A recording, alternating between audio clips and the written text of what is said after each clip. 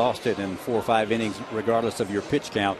And we've got a couple of outstanding left-handers. And Crownover for the Tigers, Wynkoop for the Gamecocks. Jack Wynkoop's finest moment as a Gamecock last year in Baton Rouge, when the Gamecocks absolutely had to win that series. They did take 2 out of 3, and Wynkoop went 7 innings, allowed just 5 hits, pitched shutout baseball, and the bullpen closed it out in shutout fashion as well.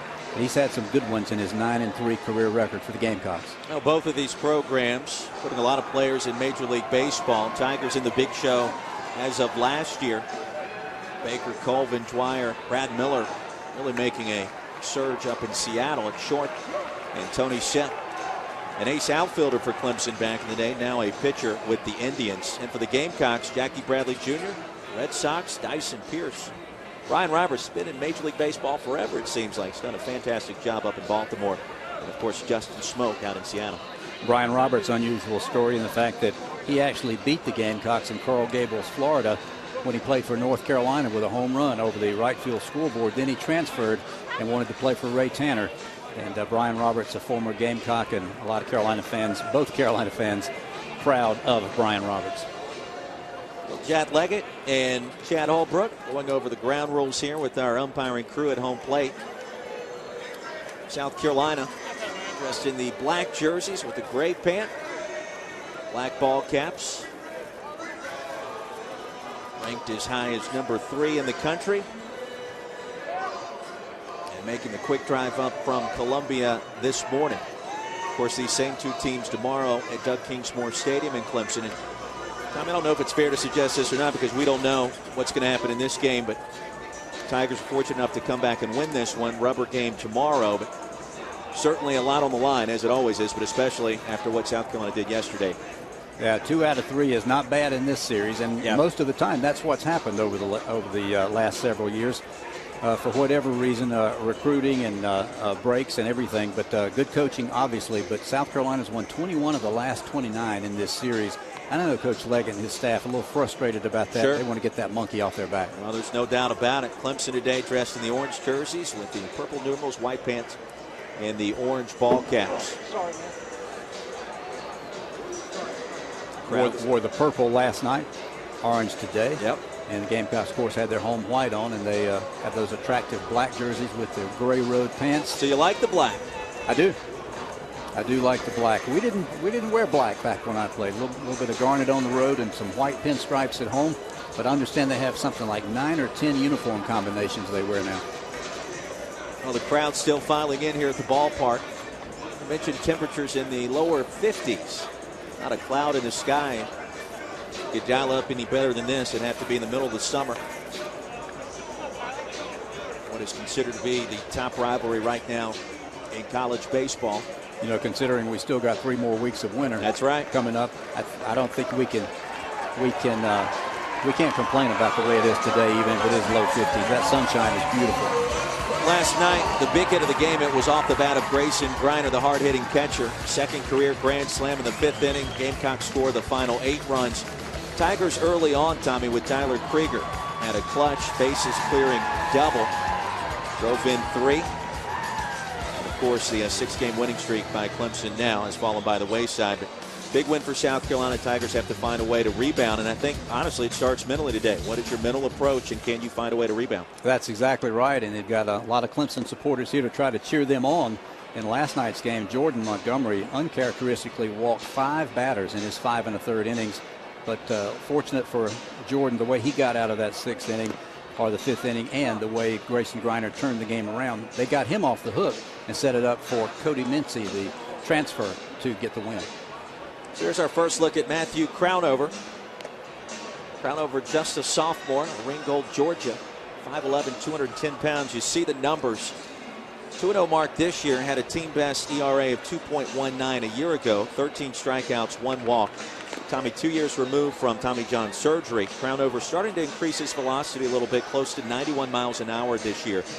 But really, it's about his changeup. He can come at you with a breaking ball as well. And as a lefty, always very difficult to face. In the top 5 in ACC games last year in earned run average, and in his starts, under 2 for an earned run average. That's about all you need to say. That lets you know he's got great stuff. We're just about set and ready to go. Crownover will face top of the Gamecocks order in Caldwell, Schrock, and Pancake as he completes his warm-up tosses. You can see the sun shining down. Fantastic venue, fantastic weather, and two fantastic teams. So on collegebaseballinsider.com, they have a composite ranking of all the polls this week, and I guess they do it on a regular basis.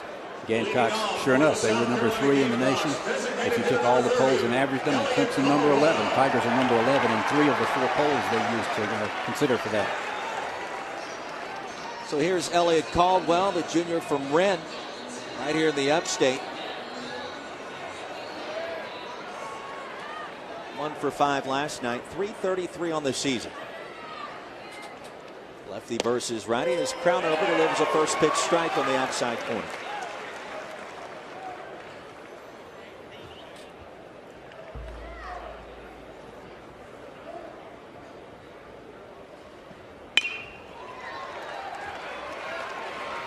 Wilson's got it over to first. 1 up, 1 down for the Gamecocks. And the first pitch of last night's game for Clemson, he hit a 1-hopper to third for a quick out in the bottom of the first. Caldwell retired. That'll bring up Max Schrock, sophomore out of Chapel Hill, North Carolina.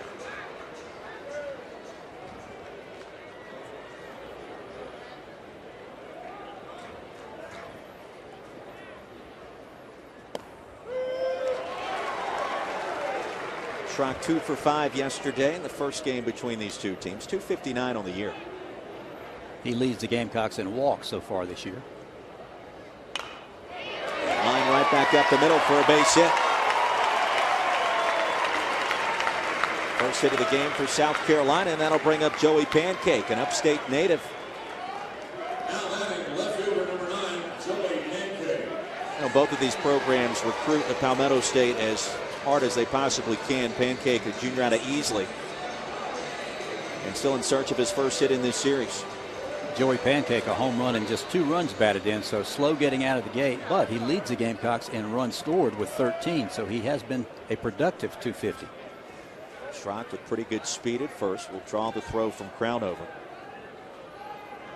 Matthew has that snap throw that direction. It's a pretty quick move as well.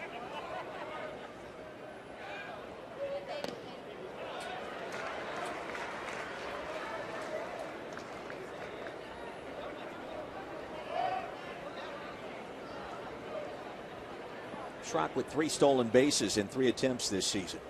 A modest lead off the bag at first. And now a 2-0 count. And as we mentioned, so hard to get a jump off this guy. 6 pickoffs a year ago, already 1 this year. Now both of these teams wanted to get off to a fast start here today. That certainly can dictate tone after what happened last night.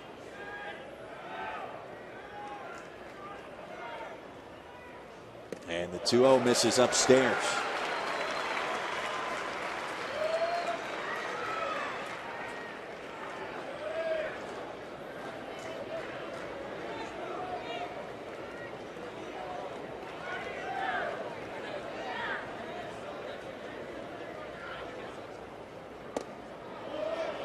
First walk of the game thrown by Crownover. The Gamecocks with something cooking here in the top of the first.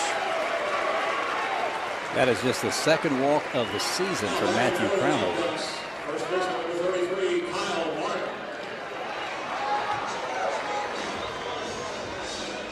Did you get nervous playing in games like this?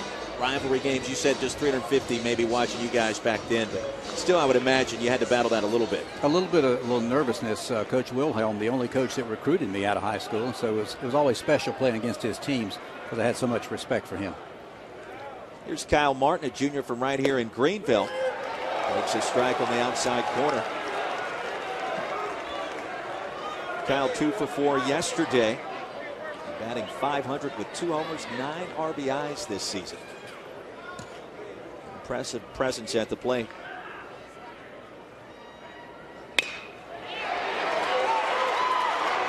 Deep in the hole is Krieger. He'll get the force out at second.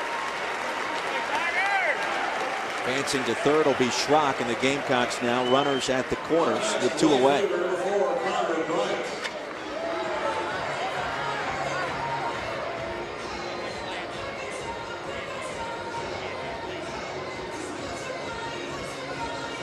trying to go the opposite way, Tommy, and Krieger was there ready and waiting.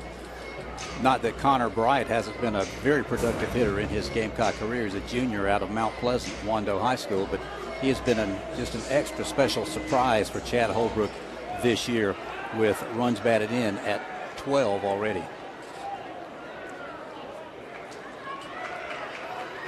Bright 1 for 4 last night. Crownover trying to work his way out of an early inning jam.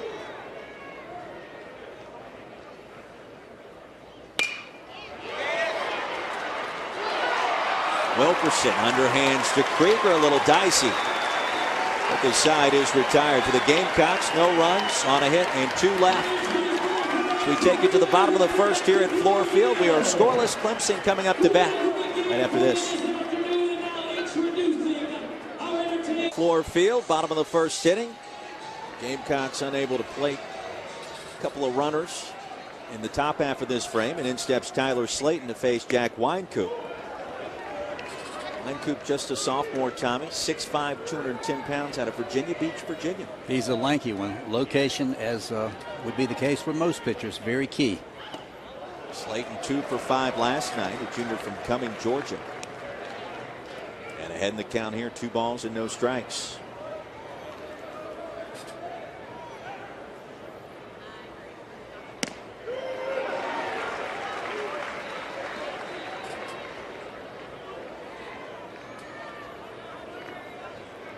Tigers using 6 pitchers last night. South Carolina just 3.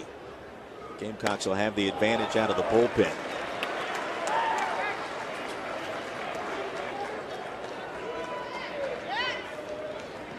Slayton hitting .344 on this young season. No homers, 4 RBIs. And the 3-1 misses low and away. First walk of the game issued by Wynkoop, and the Tigers with the leadoff man aboard. I don't think that's what Chad Holbrook or Jerry Myers, outstanding pitching coach, had in mind to begin this game, setting the table already. Well, Clemson's approach to the plate last night against Jordan Montgomery a little bit more patient than what we've seen them in recent years. Perhaps that paid dividends. And Slayton with plenty of speed to burn, 1 for 1 this year. His high school's all-time leading rusher in football back in Georgia. Kind of has that mentality on the base pass. Here's Tyler Krieger.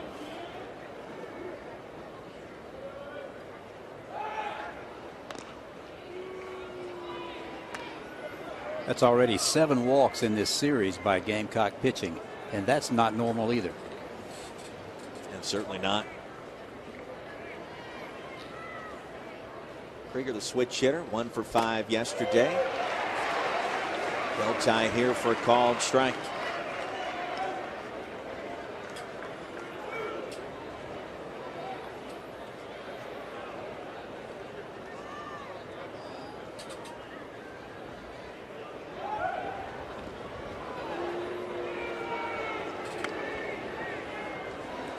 Krieger, a sophomore out of Johns Creek, Georgia. 448 hitter this year.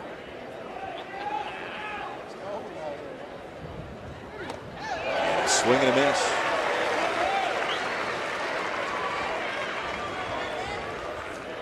Pulled the string that time.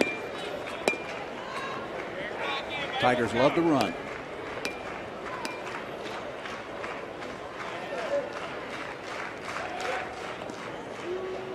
College baseball really has changed so much in recent years with the introduction of these new core bats.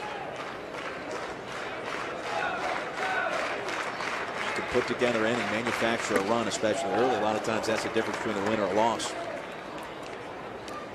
Ball just doesn't carry like it used to, obviously, and really do support the measure that Jack Leggett, some others got approved for next year with the baseball. They'll go to more of that minor league baseball, lower seam. Krieger stays alive. You think about some of the classic battles between these two, say 15 years ago, you would get some football type scores at times. TD Ameritrade Park in Omaha, never been a home run hit to center field. Maybe that'll change in the near future. Needs to. I think the game deserves it.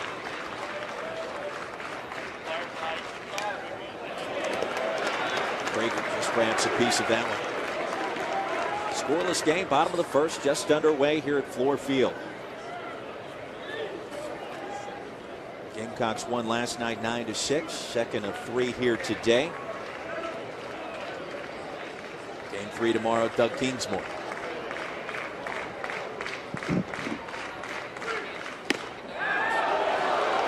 Fastball misses up and away.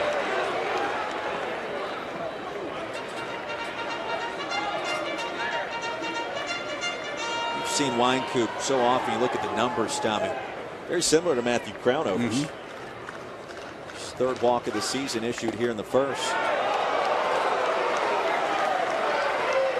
Full count.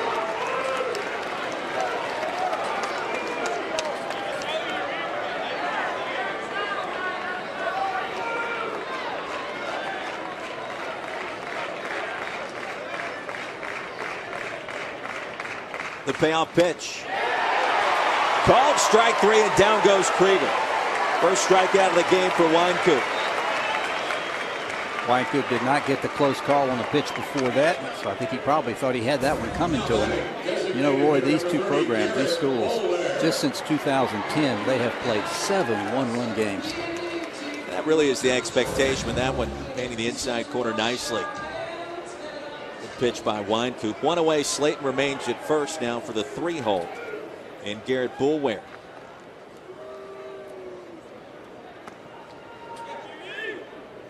Too early in the game, you think, Tommy, for maybe a hit and run? Don't think so. Got a big gap over there to hit behind the runner. Slayton, the modest lead off the bag at first. Paints it beautifully there. It's 0-1. Boulware 2 for 4 last night, 393 on the year. Slayton, not the biggest Tiger on the field, but certainly one of the fastest.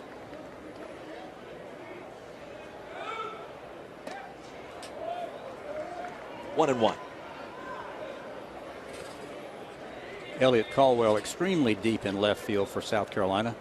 Noticed last night Clemson, they historically under Jack Leggett play their outfield very shallow. Right.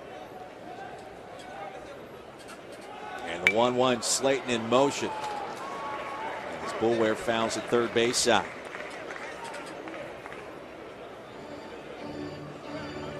You mentioned both of these programs recruiting the state of South Carolina. Gamecocks have done it very well in the last decade. Clemson trying to get back there.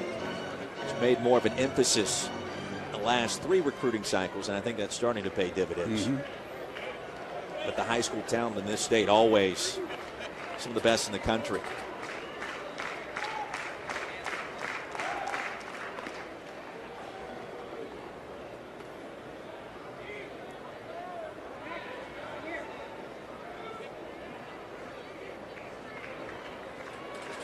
Slayton inching his way.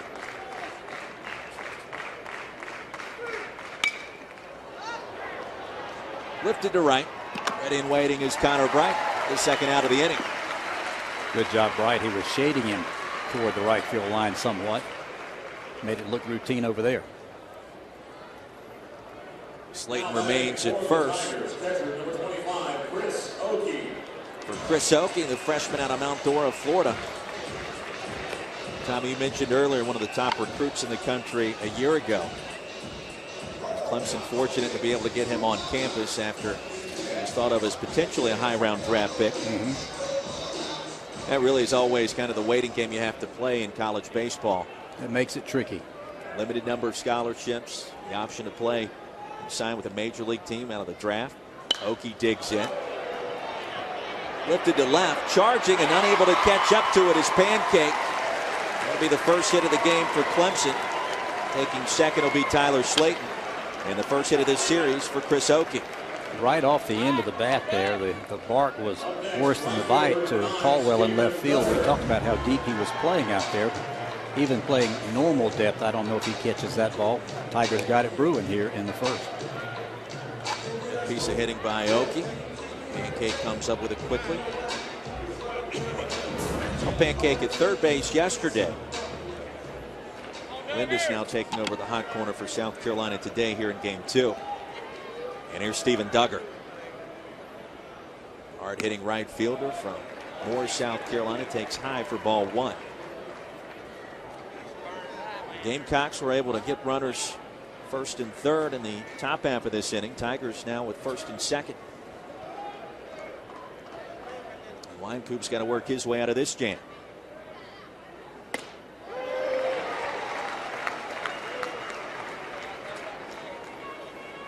Count evens at a ball and a strike.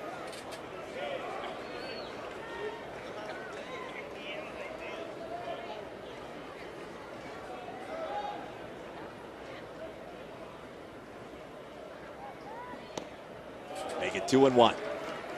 More often than not, those leadoff walks will come home to roost. Jack Winecoop trying to dance around that one. Still got to get a big out here. Duggar .333 this season, 1 for 4. That 1 for 3 last night, but scored a pair of runs. Landed left side, ready and waiting. Mooney at the force out at second as he gets it over to Schrock.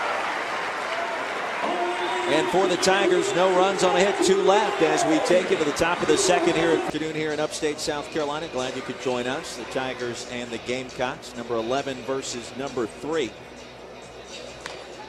Both Clemson and Carolina fans taking in this one. Scoreless ball game, top of the second inning. And alongside of Tommy Moody, Roy Philpott. South Carolina players on a roll. Grayson Griner. 3 home runs this year, including the grand slam last night, driving in a career high 5. And he'll lead us off here in the top of the second. The junior out of Columbia, brought to you by Harley Davidson. Harley Davidson of Greenville, let us change your life. As Griner digs in, hitting .379, 3 long balls as mentioned, 15 driven in. And the curveball misses off the plate from Crownover. Well, if the Gamecocks win this series, Griner's at bat yesterday is going to have a lot to do with it, trailing 6-1. Launching the grand slam over the left field wall. And we've seen some big hits, some big pitches in this series. I don't know that we've seen a bigger one last couple of years than what we saw last night. And make it 3-0. Grayson's dad, Mark Griner, outstanding basketball player for Frank McGuire back in the 1970s.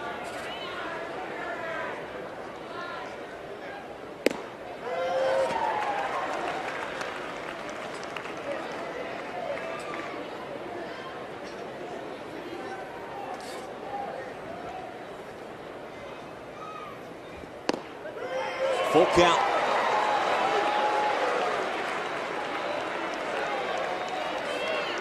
Griner reaching base 4 times last night in game 1. 3 hits. Also drew a walk. The payoff pitch. Slap foul.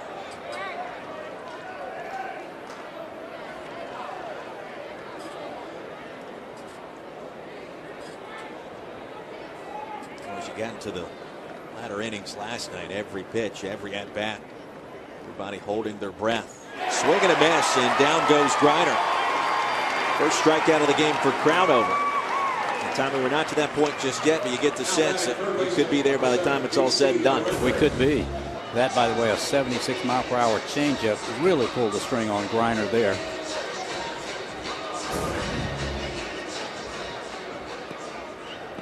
Our first look at the third baseman, D.C. Arendis, sophomore out of Greensboro, North Carolina. .250 hitter as Crownover misses off the plate. Home run and 5 driven in.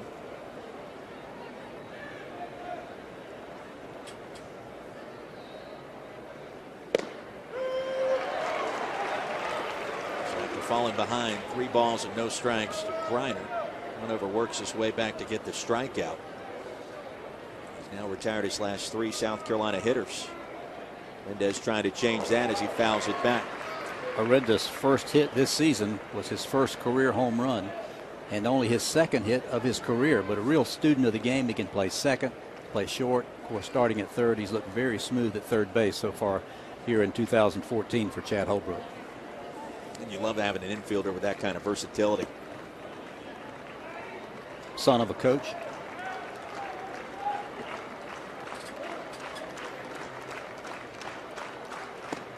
And the 1-2 just missed.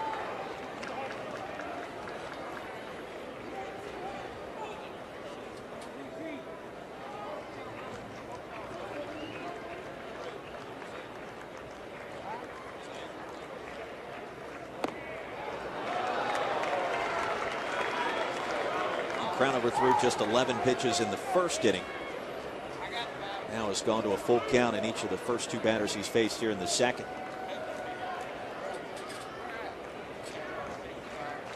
And a payoff pitch. Foul back. In last night's game, the 2 pitching staffs combined for 77 pitches in the first 2 innings. Of course, it pushed 4 hours by the time it was done. I don't know if we'll be here that long today, but a lot of pitches so far. And the payoff pitch again. Rendez able to check his swing as he trots down to first base. Second walk of the contest issued by Crownover. Now batting the shortstop, number 8, Marcus Mooney. Really not an empty seat in the house this afternoon. Fans from both sides piling in. Official capacity here at Ford Field around 5,700. We'll probably exceed that today. There's Marcus Mooney, the shortstop, sophomore out of Loxahatchee, Florida. Rendez, pretty good athlete at first as this one's dribbled back to the mound.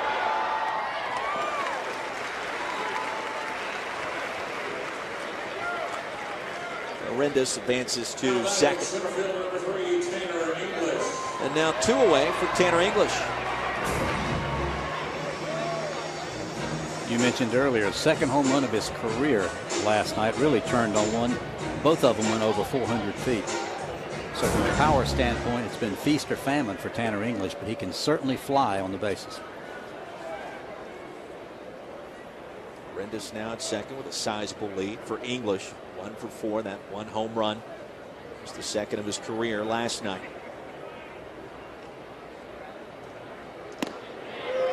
Looking pitch, it's 0-1. Crownover just 2 years removed, not even 2 years removed from Tommy John surgery. Fastball a season ago around 87, 88, getting to the lower 90s this year. Still has very good command.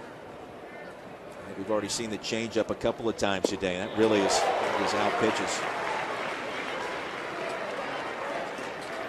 Player snapshot. Tanner English, fastest player on the team. He's very good defensively. To my Palmetto State Armory. Showed some pop yesterday evening.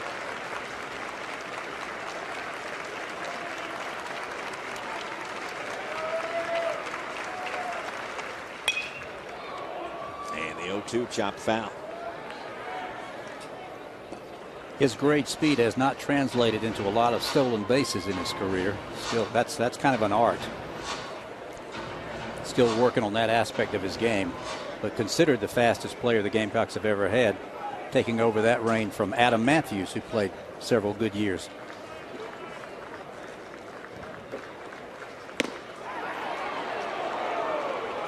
Ball and 2 strikes. Scoreless game here in the top of the second. Rendez the runner at second. Reached on a 1-out walk.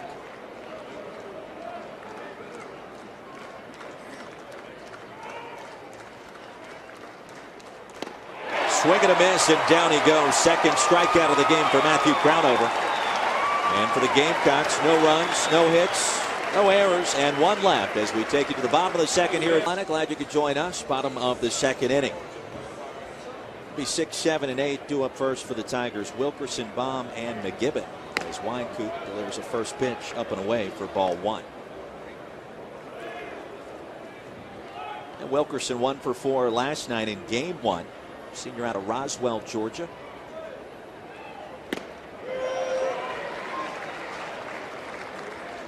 .312 on the season. No homers, 2 driven in. Was suspended the first series of the year.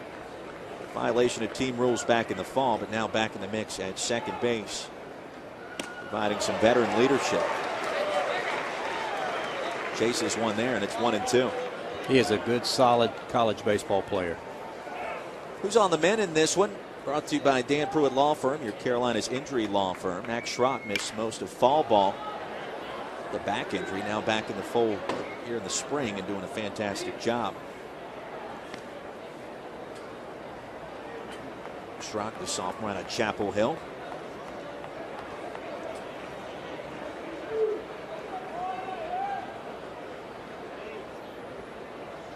Wilkerson awaits the 1-2.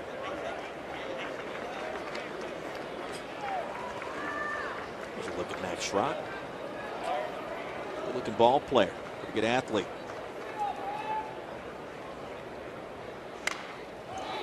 Pops this one up, foul territory. And Griner's got it for the first down.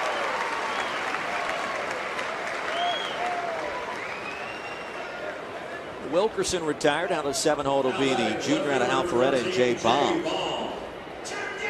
Starting in left field today. We've seen him some at third base. In the same way we've seen the rotation Gamecocks between Pancake and Arendas.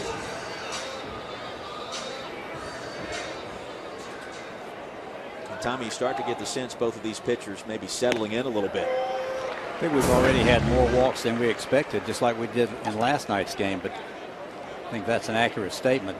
Just kind of getting in that rocking chair now. We'll see what happens. Played by Griner there as Baum slaps it foul. Jay Baum, a big triple earlier in the season for the Tigers, helped them win a game.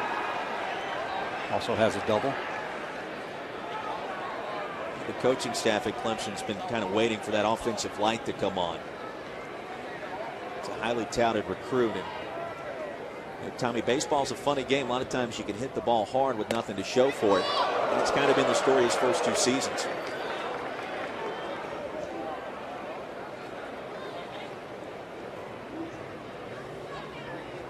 Coop with 1 strikeout already looking for now his second.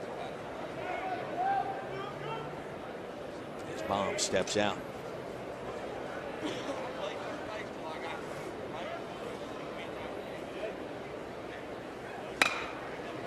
Chopper right side.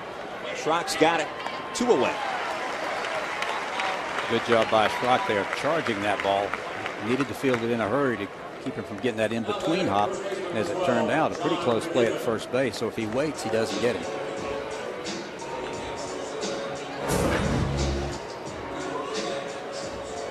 Baum just trying to serve that one into right field. Couldn't do much with it. Now's our first look at John McGibbon, the senior first baseman for the Tigers. And he lines out to Arendas over at third. So 1, 2, 3. Schrock and Pancake. Matthew Crownover at this point throwing 31 pitches through his first 2 innings. And here's Caldwell, who's 0 for 1.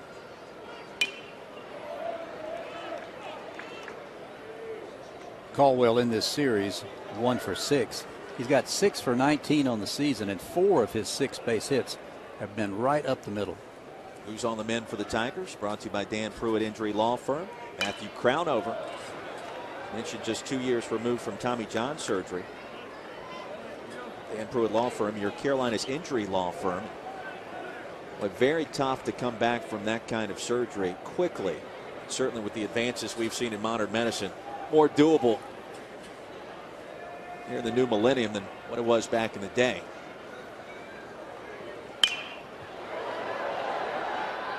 Still 0-2. There's always that moment of trepidation when you first trot back out on the mound. Trying to throw that first fastball. Is the arm going to hold up? And certainly Crownover's been able to overcome that thus far.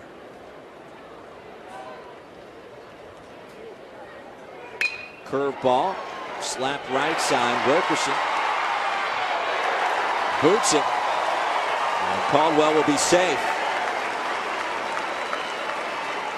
4 will be charged to the Tigers' senior second baseman. 5 errors now in this series by Clemson. And that really was a big story last night. That's something they got to find a way to overcome. If not, Gamecocks will take advantage. First error of the game here this afternoon. Caldwell with pretty good speed. As the Gamecocks get the leadoff man aboard. And that's the first time today that's happened. Here's Max Schrock, the second baseman. Base hit his first time up back in the first inning. In fact, that's South Carolina's lone hit of the game.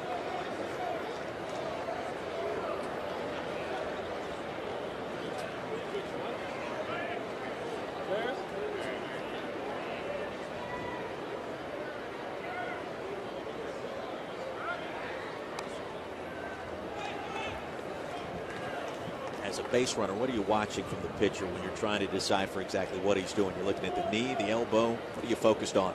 I think against a guy like this, it's going to take you 4 or 5 innings to try to pick out one thing to focus on. Playing it very conservatively over there right now, and for good reason. We have already mentioned the fact that in his young career as a freshman and then briefly with 2 starts this year, 7 pickoffs already.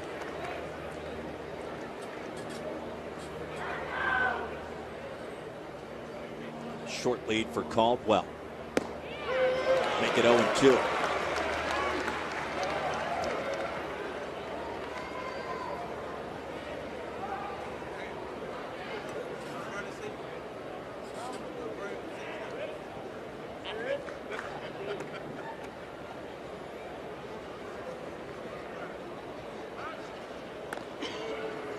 Can also be frustrating at times for the hitter as well when the pitcher tosses over to first so many times. It kind of breaks up the rhythm of the game.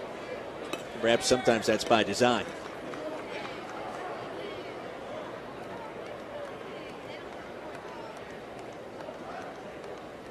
Lined into right field. That'll drop for a base hit.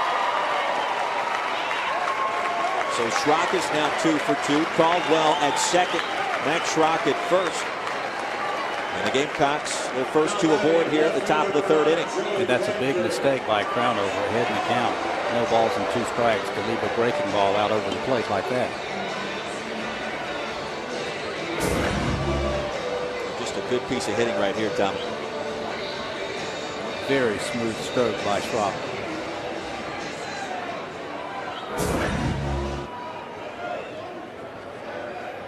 Caldwell at second, Schrock at first for Joey Pancake. Who drew a first inning walk.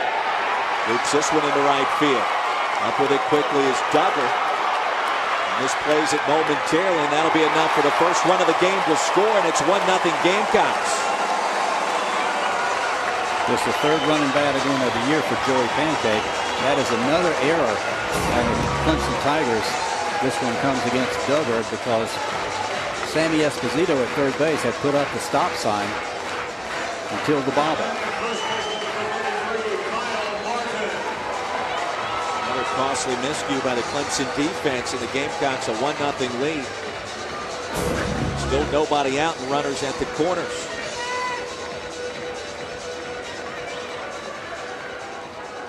A run scored, an unearned run. And now the second error of the game against this Clemson defense. Here's Kyle Martin.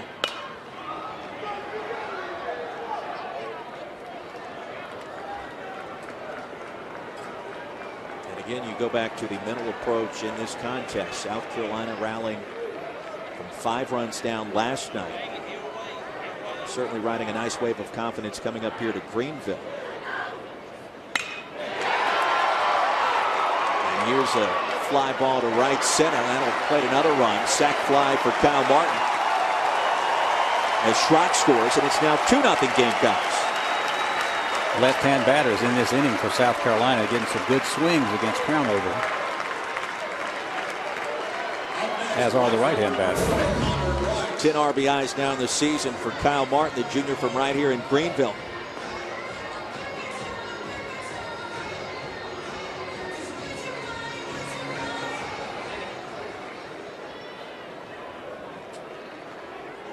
Gamecocks worked ahead yesterday 1-0. Now ahead in this one 2-0. The top of the 3rd.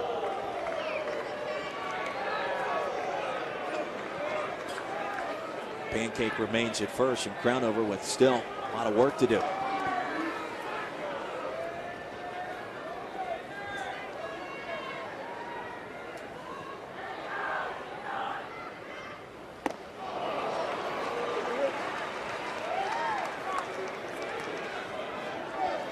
Connor Bright, the right fielder, junior out of Mount Pleasant. He's on a fielder's choice back in the 1st. Today we're brought to you by our good friends at GoToMyrtleBeach.com. Your one-stop shop for planning a trip to the Myrtle Beach area. Browse over 1,000 hotels, restaurants, shops, golf courses, and things to do at GoToMyrtleBeach.com. Want to know where to go, eat, play, or relax? Go to MyrtleBeach.com. Stop by today and register to win a vacation to South Carolina's #1 family destination. Also on Twitter, #GoToMB. And here the Gamecocks are going to home plate twice here in this frame. And batting in the sunlight is Duggar, and he can't come up with it. Pancake had to wait to see if he was going to catch it. He's only able to move up a base. And Tommy, this is more the same from last night down in Columbia. I was about to comment before the pitch. Duggar was extremely shallow, like we've already mentioned in this ball game, but he was also shaded towards right center field. That Connor Bright might run all day if he hit one down that line, but because the runner at first had to wait and see if it was going to be caught, he only got to second. Connor only got to first. But another play the Tigers probably should have made. Duggar battling the sunlight there. They'll say it's a base hit for Bright. And now Clemson pitching coach Dan Pepicelli to have a word with his southpaw. You would think in college baseball he would not have to run that far to make that catch, but because he was so shallow, had to try to make up for some ground, and he was played over. So difficult play for Clemson. Gamecocks in business still with one out. 3 hits in this top half of the third for South Carolina. Played at a pair of unearned runs and looking to do some more damage.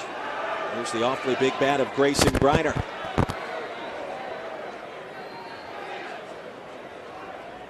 Griner struck out his first plate appearance, 3 for 5 in the series. Joey Pancake at second, Connor Bright at first for Carolina. And it's 1-0.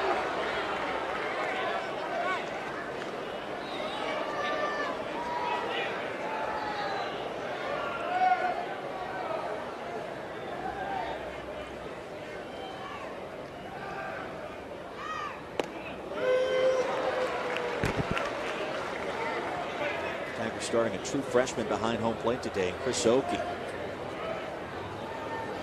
Tuning thus far this season with Garrett Bullwares. See if that comes into play at some point today.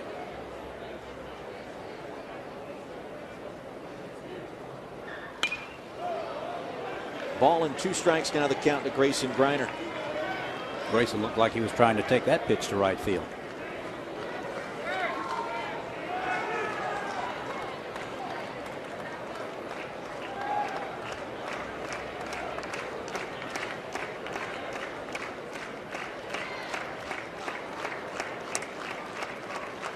The 1-2.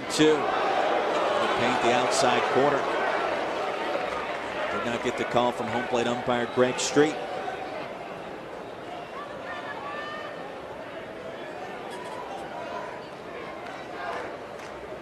Griner, a native of Columbia. Impressive presence at the plate.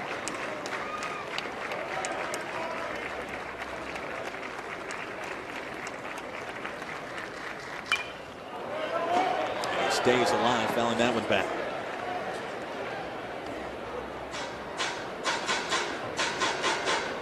Clemson committing 4 errors last night down at Carolina Stadium, already 2 here today. We're not even through the first 3 innings.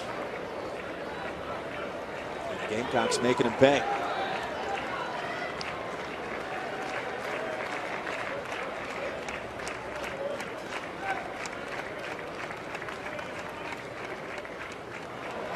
Runner at second in motion, the pitch inside.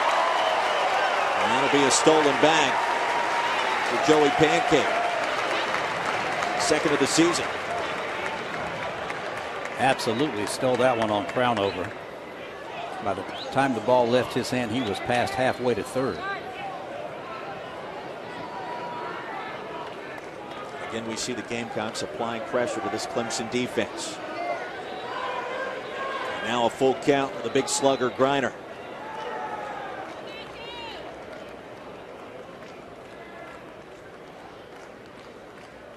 Payoff pitch. Paid off of it. Ball 4.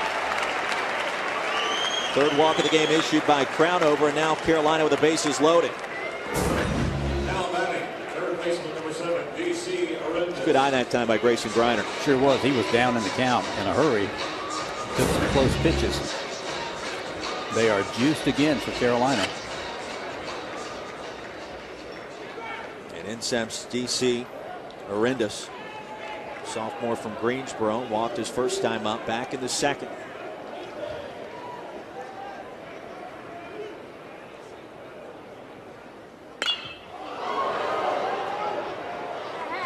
Fouls this one down the right field line.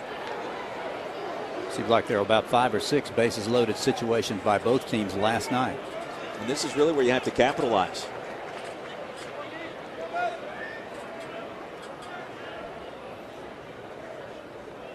Gamecocks 2 runs on 4 hits. Tigers no runs on just 1 hit. Also committing 2 costly errors. The outside corner that time. Money pitch right there in this situation. And this is where we've seen Crownover give too much of the plate in these kinds of counts. Pancake at third, just 90 feet away. Struck him out.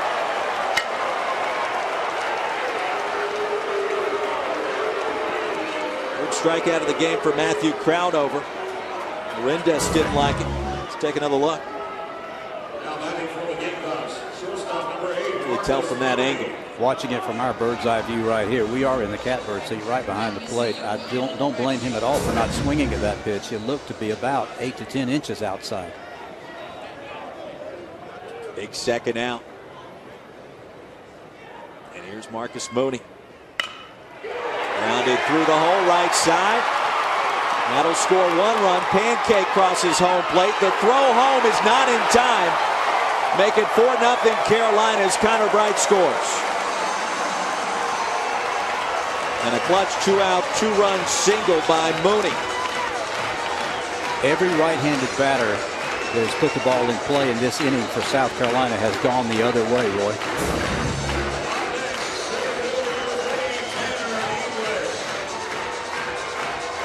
It's the second and third RBIs of this season for Mooney. And 2 very big ones at that. Dancing to third is Griner. Crownover still not out of this inning just yet.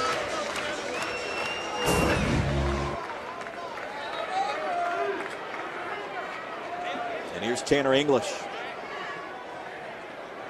Junior out of Merle's Inlet, South Carolina, shows bunt. Crownover can't come up with it. 5-0 Gamecocks. Can't do that much better than Tanner English just bunted that ball. You've got a left-hand pitcher, so he's naturally falling the other way.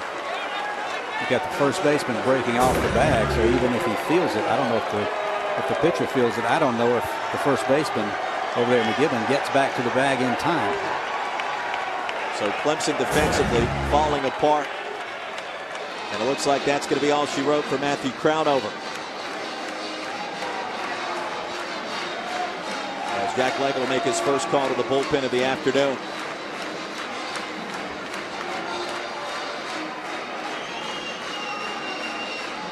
Will be the 8th pitcher we've seen from the Tigers in this series coming in. Well, you certainly credit the Gamecocks for some timely hitting here in this inning, but defensively Clemson also more than willing to help out, just like last night. And not really sure how you correct that in the middle of the series, but clearly the Tigers struggling right now mentally, Tom. Yeah, it might be a good time for a team meeting in the Tiger dugout with Jack Leggett and a heart-to-heart talk with his team, because that's what opened the floodgate. Leadoff batter got on an error by the second baseman. Get it in a pretty good spot. Not a routine play, but a play the Tigers should have made, and it's gotten them in a whole lot of trouble here.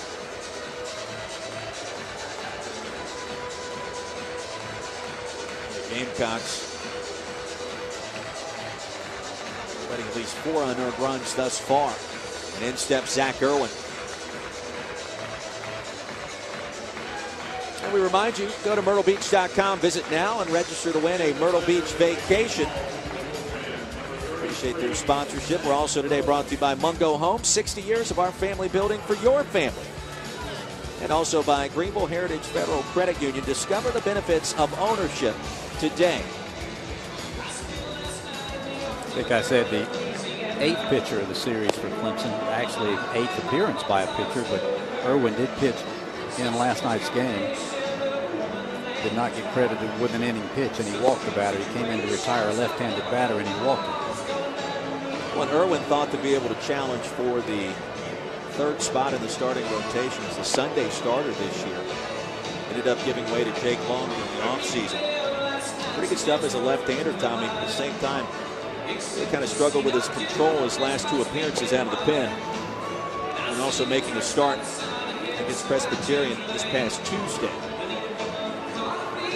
Now in a situation, he's got to be able to go some long-term relief here. He really does. Jack Leggett needs it big time from his left-hander for the season. 4 strikeouts against 3 walks. And opponents hitting .280 against him. No one-loss record, but a good ERA of about 2.5.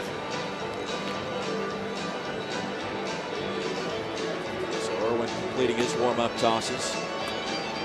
Will face the top of the order, so the Gamecocks batting around here in their half of the third. 5 unearned runs to show for it. We'll step away for a moment as we continue the top half of the third inning. It's 5-0 South Carolina here at Ford Field. Approve this man.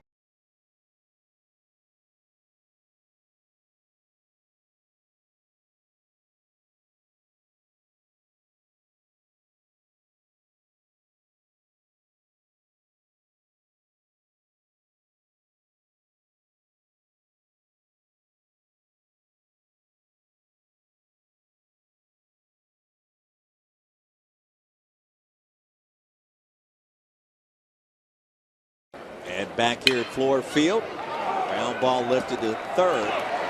With it quickly is Wilson, who steps on the bag to finally retire the side as Caldwell goes down.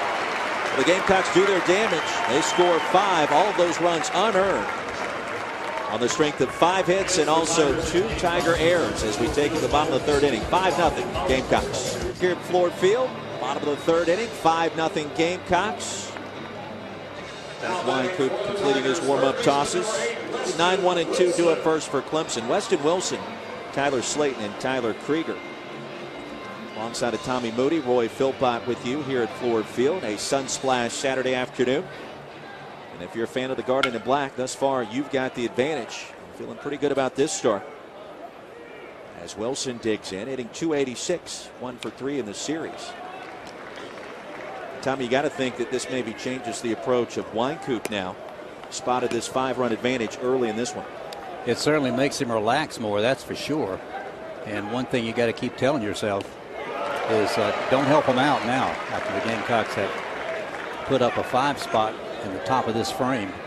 Make them earn it. Make them hit the ball hard. Trust your defense. Wilson, a freshman out of High Point, North Carolina.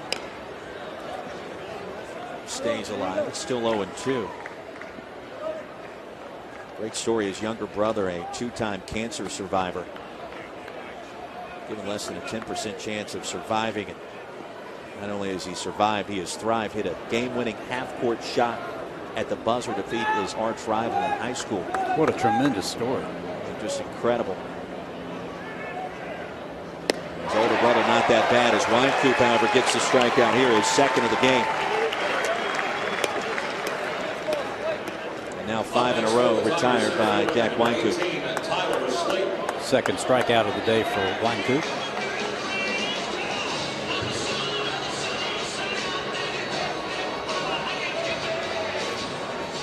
Back to the top of the order for Tyler Slayton. To a first inning walk, 344 in the year.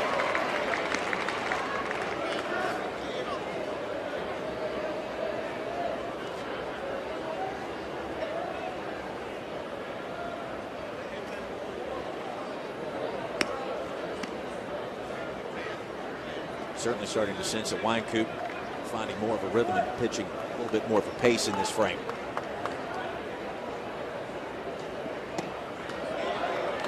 Two balls and a strike. Really good umpiring crew. Greg Street behind the plate, A.J. Lastaglio at first, David Brown at second, Jacob Asher, who was our home plate umpire last night, he's over at third.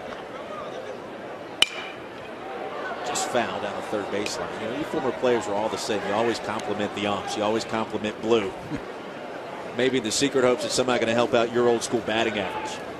You try to balance it out because I know I probably take too many shots at the umpires because it goes both ways. They have a very difficult job And more often than not, way more often than not, they are correct. This one's looped into left center field, and it drops in the Bermuda Triangle for a base hit. English and Pancake couldn't catch up to it. Second hit of the game for Clemson. The Tigers with the runner aboard, 1 out for Tyler Krieger. Just a nice piece of hitting that time by Slate. Didn't get much of it, but like you said, it found a good spot. Tigers going to try to capitalize on a 1-out single. Here's Tyler Krieger, the shortstop, just a sophomore, struck out his first time up. Falls behind in the count 0-1.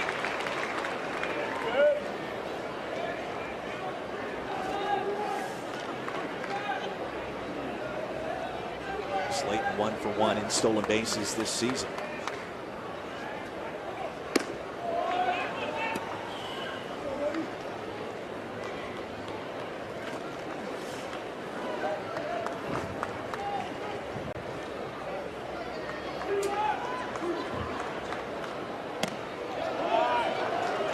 Two balls and a strike now to Tyler Krieger, the switch hitter, Johns Creek, Georgia.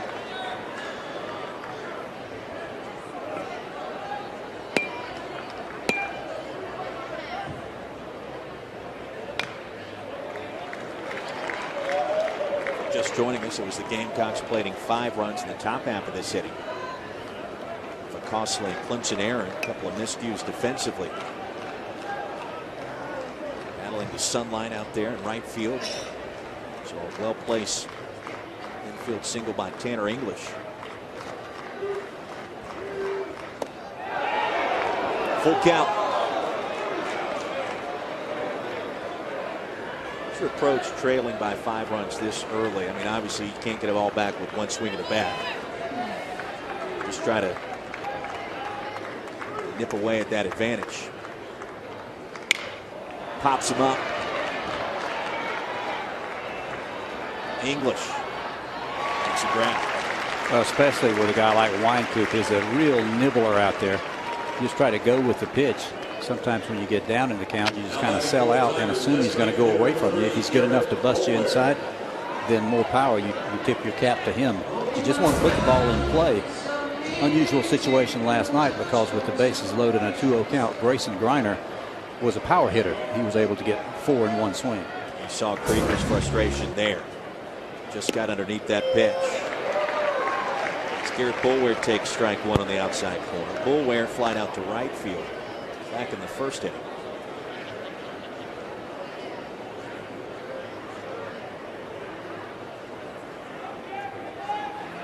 Wynkoop starting to settle in.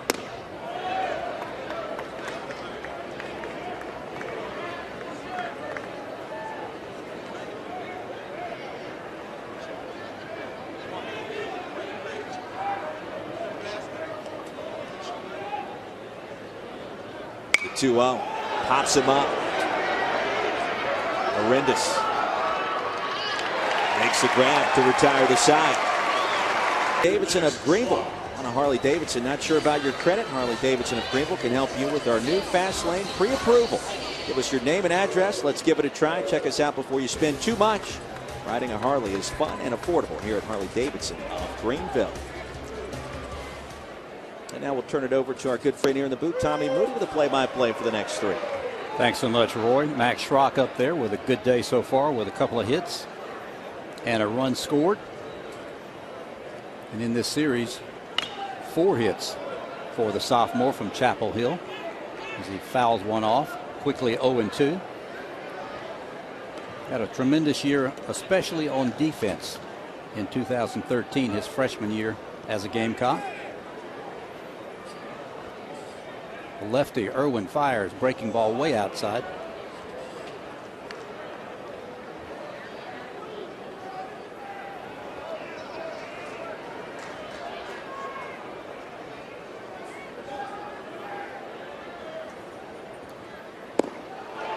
Next pitch down in the zone, swung on and missed by Schrock. And the first strikeout there for the Tiger reliever. And we got Pancake. Number 9, Joey Pancake. Command that time from Irwin. I mentioned earlier, struggled last couple of outings. Tommy, he's got to go at least a couple of innings here for Jack Leggett's team to try to get the Tigers back in it. Pancake waits, swing and a miss. Had a big breaking ball there. Joey Pancake, we mentioned last inning, one of those right-handed batters that went the other way for a base hit in that 5-run third.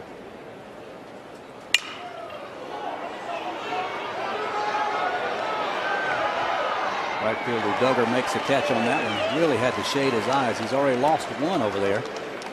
Bright sunshine. Of course, that's great to see. Let's play two. Good day to play.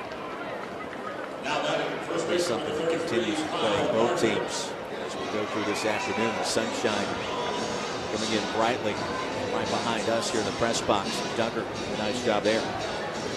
Kyle Martin stands in, belted one into deep right center field his last time up for a sacrifice fly. First pitch in there. Martin, a junior from right here in Greenville, South Carolina. And who's out for the Gamecocks? Kyle Martin, batting .500, 2 long balls, 6 driven in. Base percentage, that's 71. That one right in on the fist. Quickly 0-2.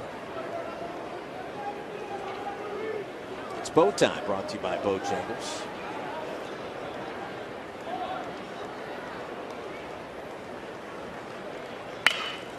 Lefty fires, and another hard hit ball by Kyle Martin into the gap in right center field. Big turn at first, and he'll hang on with a single. It comes with 2 out, and that'll set up Connor Bright. Now batting right fielder number 4, Connor Bright. Gamecocks now with 7 hits to Clemson's 2. Only errors of the game committed by the Tigers.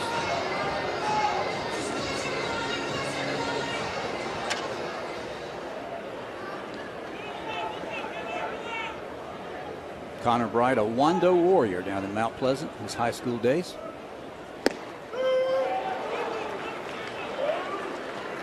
.77 on the gun, in there for a strike.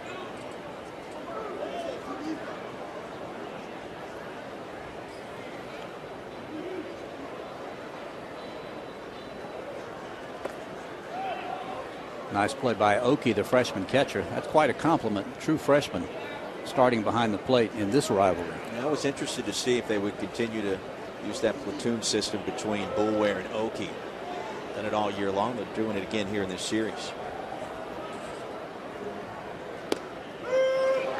Nice backdoor bender there from Irwin. Bright's down in the count, 1-2.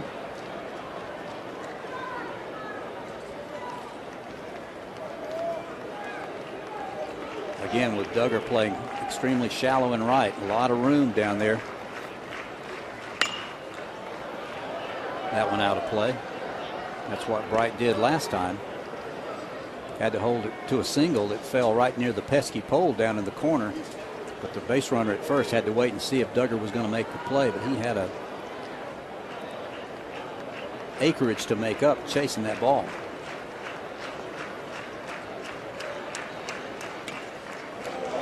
Hanging in there, Connor Bright fouls one off. Bright, the right fielder, junior, 419 coming in, leads the team in 2 baggers with 5. Our player snapshot, Connor Bright.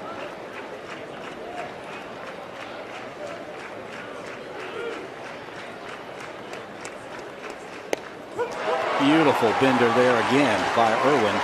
So he has a good inning with a couple of strikeouts and a base hit given up. Gamecocks do not score here in the 4th. With a base hit, they strand 1. We have played as we head to the bottom of the 4th.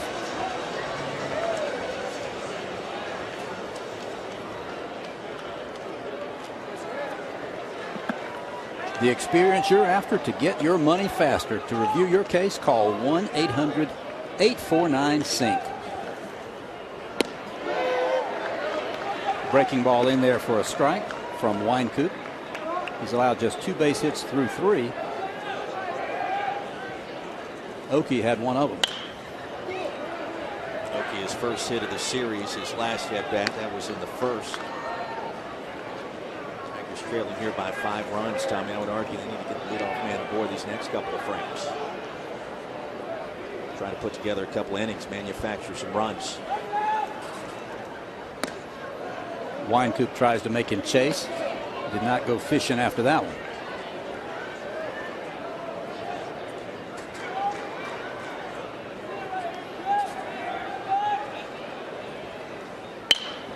There's a drive into left center field, but playing him perfectly over there. Elliot Caldwell only has to range about 5 steps for out number 1. Excuse me, Joey Pancake out there in left field. Elliot Caldwell, last night's left fielder, playing DH this afternoon. So good play by Pancake. It's going to bring up Steven Duggar.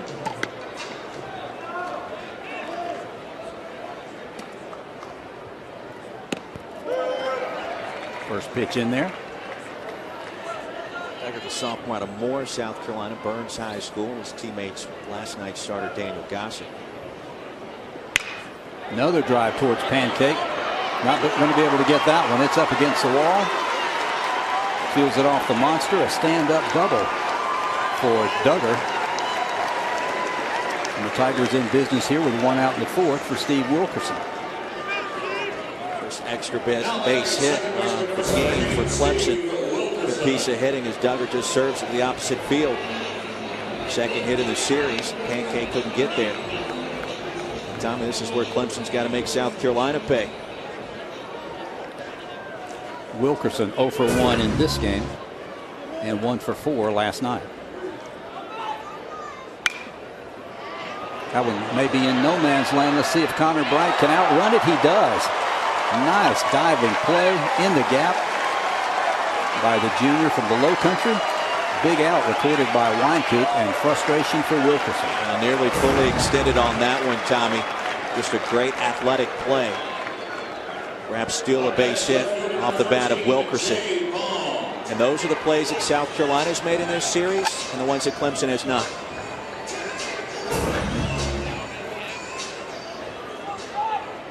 Jay Baum, the left fielder, up there.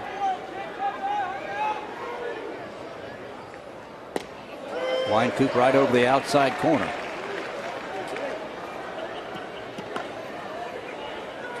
Our player snapshot, Steven Duggar. Sophomore, freshman All-American last year, hit 300 with 15 stolen bases.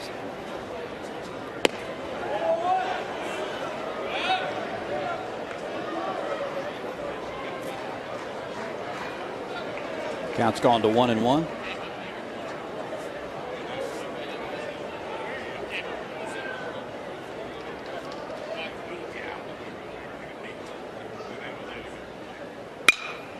Shot in the left field, a base hit. No play home. The Tigers are on the board on an RBI hit from Baum. Comes with 2 out. Those are special. 5-1 ball game. First run on the board for Clemson, just the 5th RBI of this young season for Jay Baum. Another piece of good hitting that time. Bring around Steven Duggar, has great speed and team high 6 stolen bags this year. And you see the athleticism on display. More importantly, Tommy, for the Tigers' first run, let's see if that gets something going in their direction. They've got some wood to chop, but that's the start. Here's McGibbon, the first baseman. Breaking ball is high.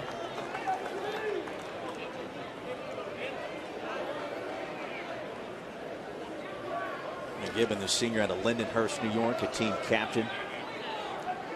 Has the physique for power. We haven't seen it yet this year. That one just misses the outside corner. So McGibbon ahead in the count.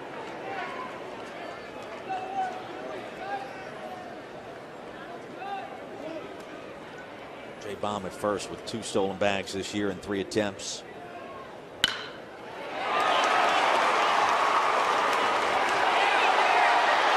That one booted by Connor Bryant on the base hit in right field, so the Tigers take an extra base.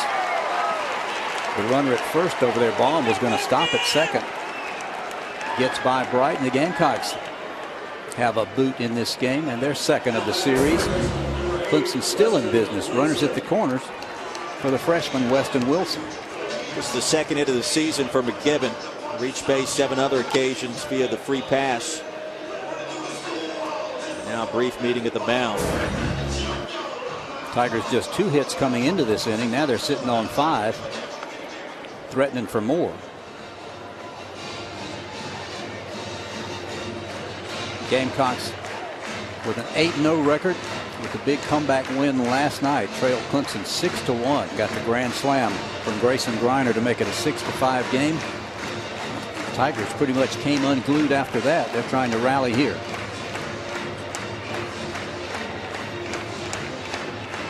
Maybe the Clemson fans out there would like to hear you do more play-by-play.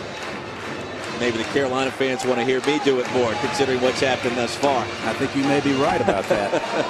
Conversation over between Jerry Myers and the Virginia Beach sophomore Jack Wynkoop. Pitched an absolute masterpiece at LSU last year. Wilson waits. That went in there for a strike to get ahead of the hitter.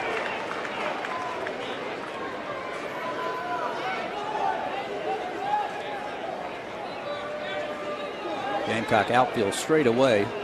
Pancake fairly deep in left. Great change up right there.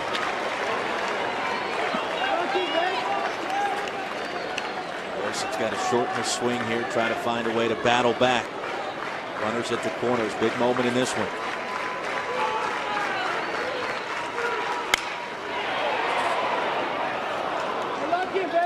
Right off the end of the bat from Wilson. Just staying alive up there.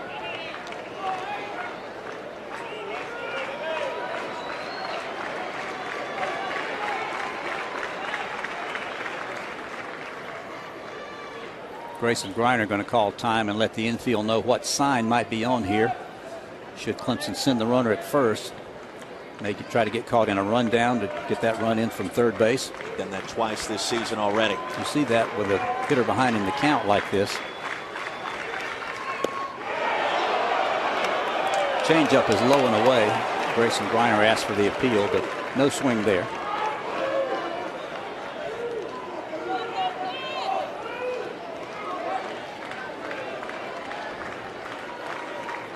Tanner English also very deep in center field.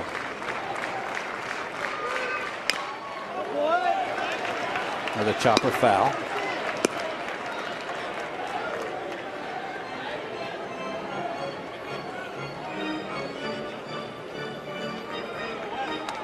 (5-1) Gamecocks. Tigers threatening.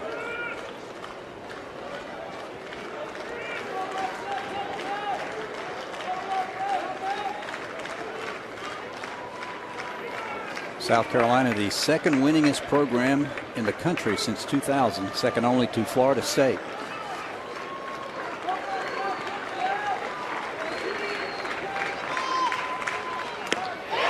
Change up got him. So Wynkoop wiggles off the hook. A little damage control there. But the Tigers do get a run. We've played 4 at Fluor Field. It's 5-1 Carolina. The game. Well, we still got 5 innings to play, and we just got to keep pecking away at it, and we have a run here and there, make it close at the end, and figure out a way. All right, good luck. Okay, thank you. All right, guys. Thank you, Tiffany. Going to be Griner, Arendis, Mooney. 6, 7, and 8 for the Gamecocks against the Duluth, Georgia sophomore lefty Zach Irwin out there for the Tigers. And Irwin giving Jack Leggett exactly what this team needed in that last sequence. Striking out a pair of Gamecocks. Sandwich in between a fly out and a base hit by Kyle Martin. Tommy Clemson's going to get back in it. Irwin's got to keep South Carolina right where it is. Going up against a guy leading off this inning here in the 5th. It was a hero last night. It was 6-1 Clemson. It all changed on one swing of the bat. 6-5, and Big Mo was on the Gamecock side from that point on. 1-0 to Griner.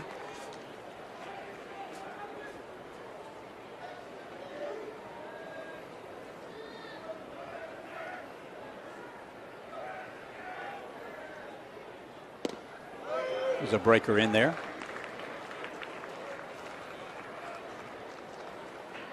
Preseason All-American Grayson Griner.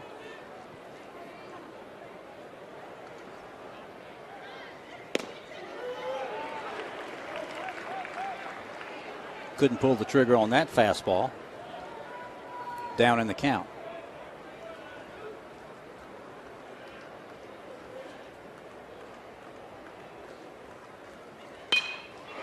There's a shot. Nice backhand play by Wilkerson, and he got him. What a play. What a dig by McGibbon as well as Wilkerson comes up with it, Tom. He hit the nail on the head. That one looked like it had base hit written all over. You got 2 blue stars on one play right there. Good defense on both ends. The catch, the sliding stop, the throw, and a great stop over there. Catch by McGibbon. That's a big first out by Irwin. That'll bring up D.C. Arendis, the third baseman.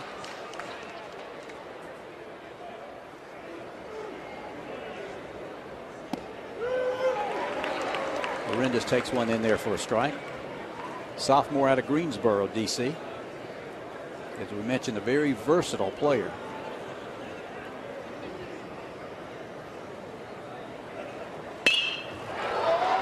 Drive to center, a little bit deeper than expected right off the bat, and stumbling back. I think that one fooled Tyler Slayton out there, Roy. Looked like he had a bead on it, and all of a sudden he had to get back in a hurry. There's a lot of real estate to cover out there, Tommy. Irwin's now retired 5 of his last 6 Gamecock hitters.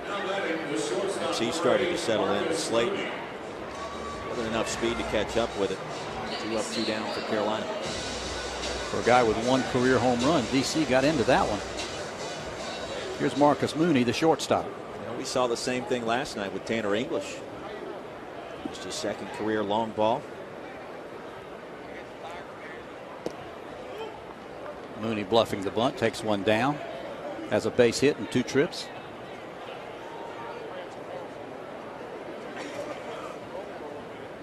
And 3 hits in the series. That one just off the outer edge.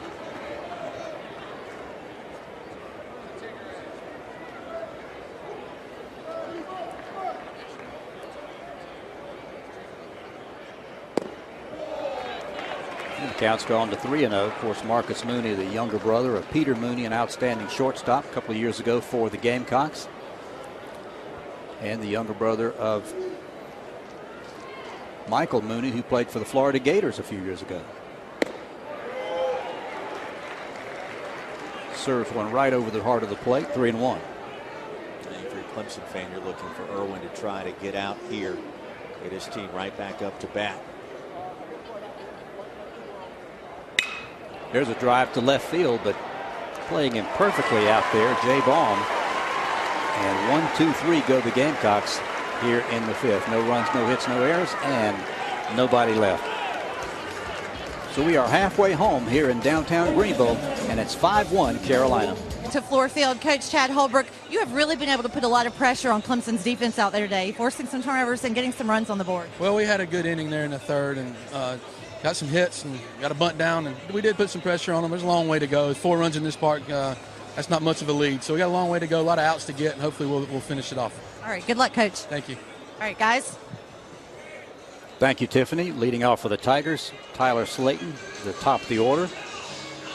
On our MyrtleBeach.com scoreboard, the Gamecocks 5 runs, 7 hits, and an error. Clemson 1 run, 5 hits, and 2 errors.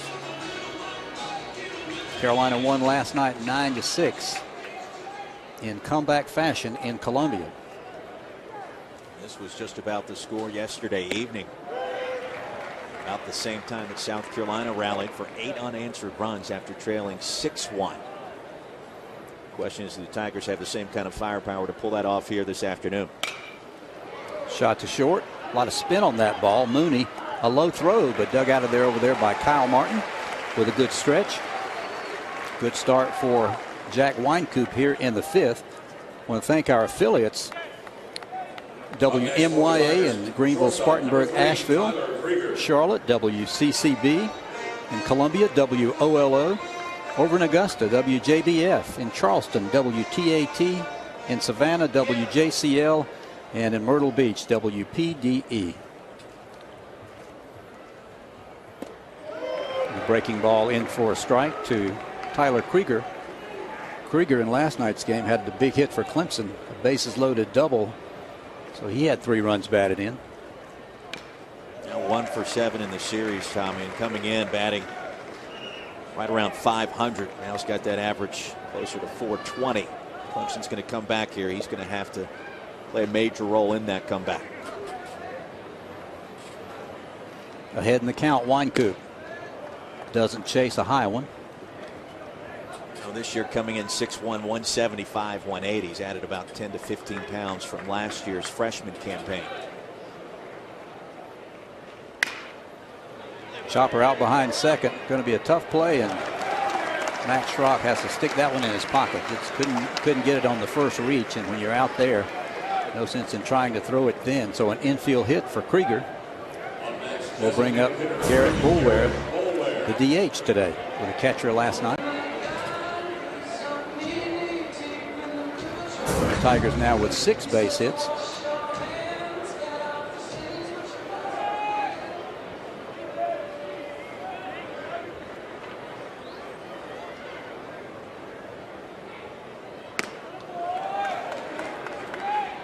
Pitch high and away. We were talking about the pickoff moves earlier.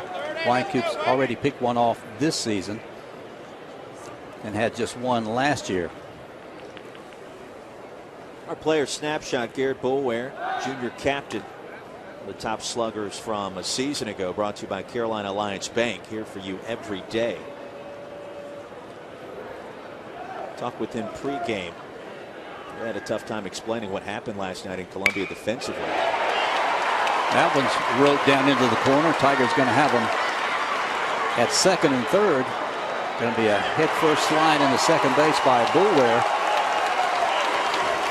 So the Tigers got it going here in the 5th, trailing Carolina 5-1, but 2 in scoring position with only 1 out.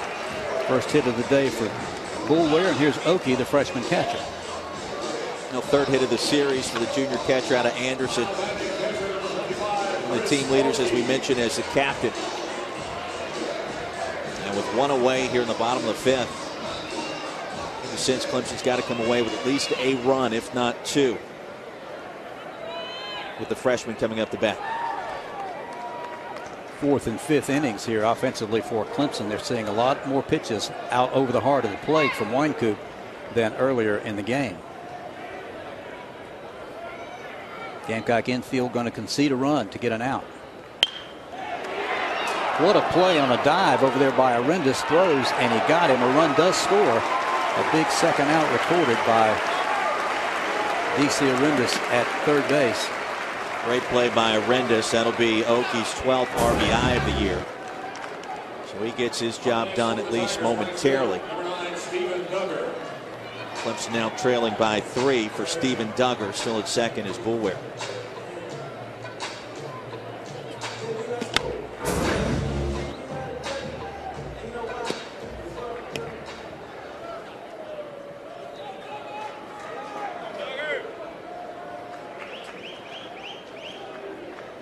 Duggar with that open stance in the back of the box and is tired of waiting on Wynkoop.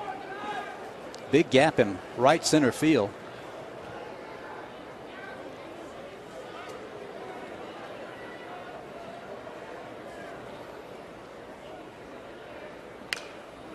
Foul out of play to the left side. Boulware, your runner at second base. Game's on tap for the Tigers. Of course, 4 o'clock at Doug Kingsmore tomorrow. Then on the 4th of March at Western Carolina, and a series with Virginia Tech coming up next weekend.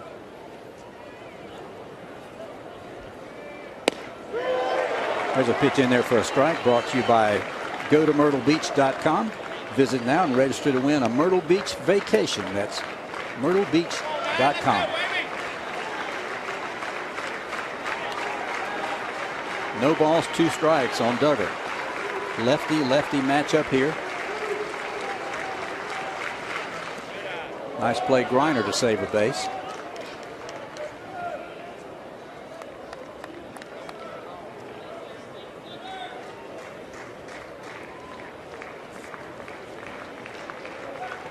Gamecock infield here wanting to sell out. Leave their feet to try to keep that ball in the infield. to prevent Bulwer from scoring. There's a drive into right center field. Going over is Connor Bright. Another nice running catch as he plugs the gap again. Well, Tommy Bright's really been a difference maker today defensively. Another nice catch, and that one a lot harder than it looked, battling that sunlight. Go to MyrtleBeach.com. Visit now and register to win a Myrtle Beach vacation. And awake the iron. Palmetto State Armory. Gamecocks got 9, 1, and 2. Going to be English, Caldwell, and Schrock to face Zach Irwin, the sophomore left-hander who Roy has restored order for Jack Leggett. I would say so. You look over the last 2 frames, retired 6 of his last 7 Gamecock batters. And the sophomore starting to settle in a little bit after a couple of shaking outings. Irwin, a nice presence out there on the hill. He's not going to overpower you. Pretty good command out there today. Our MyrtleBeach.com scoreboard tightening up now. It was 5-0 Gamecocks. Now the hits are even at 7, and the Tigers trail 5-2. We can't get them all back with one swing of the bat, as we indicated, but very important for Irwin to keep Gamecocks right where they are. If you're a Clemson fan, you're watching today, you wonder about some of those errors early on that led to those 500 runs. That's been the story once again here in Game 2. English awaits the first pitch, and it's just a little bit low. Yeah, the Tigers had a very fine defensive fielding percentage going into last night's game, but 4 errors and now 2 more today. There's a shot foul down the third base line, just barely outside the bag. Well, games on tap coming up for the Gamecocks. Of course, Game 3 tomorrow against Clemson. South Carolina will square off against Stetson and Brown for a pair of 3-game sets. Brought to you by GoToMyrtleBeach.com. Visit now, register to win a Myrtle Beach vacation today. English digs back in there. 1-1 offering is just off the plate. Well, it's been a while since I've been down to South Carolina's Grand Street. There's a lot of stuff going on. Website's a good place for you to check out the latest, also to get your great deal. There's a swing and a miss. Evens things up at 2-2. The coast of South Carolina, absolutely my favorite place in this world. And I'm imagining Tommy Moody as a South Carolina baseball player, perhaps frequenting the Myrtle Beach area back in the day. How'd you ever guess? There's a swing and a miss at another breaking ball. English now 1 for 3 with just that bunt single. Top of the order for Elliot Caldwell. It's the 3rd strikeout of the game for Irwin, and again, good command, as English couldn't do anything with that pitch. Elliot Caldwell started that 5-run third by hitting one hard between the second baseman Wilkerson and the bag, and Wilkerson booted it. 1 strike on the Gamecock DH. Mentioned the turnout here at Fluor Field, a smattering of orange and purple and white mixed in with garnet and black. Capacity, crowd, imagine well over 6,000. You love how they do this series where they pass it around the state essentially. We've seen it down in Charleston, we've seen it here in Greenville, and of course in Columbia and in Clemson. That one skied out of play to the right side. We mentioned earlier, just since 2010, these two schools have played 7 one-run games. Before this one's all said and done, it might be another one. Well, if you're a Clemson fan right now, that's what you're hoping for, is just that opportunity.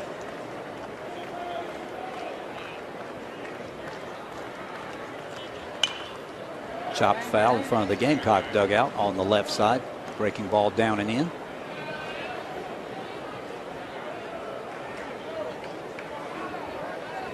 Irwin probably going to be slated to be a midweek starter early part of the seaon. Depending on what Jake Long does on Sundays for Clemson, he could work his way back into that mix at some point. Count even now at 2-2. Gamecocks have Stetson coming in Tuesday and Wednesday before Brown next weekend. The following weekend, the Ole Miss Rebels into Columbia to begin the SEC schedule. Another foul ball.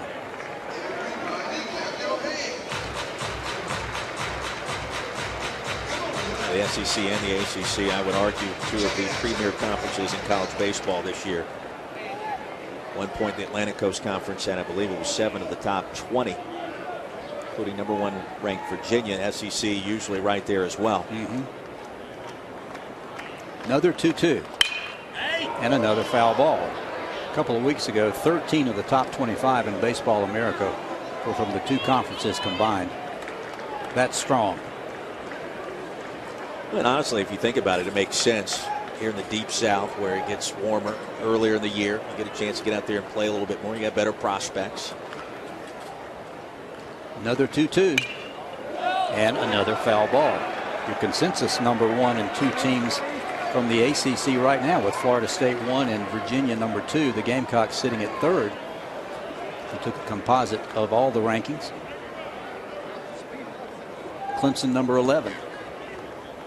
Tigers will see Virginia over the spring game weekend, mid-April. Florida State later in the season.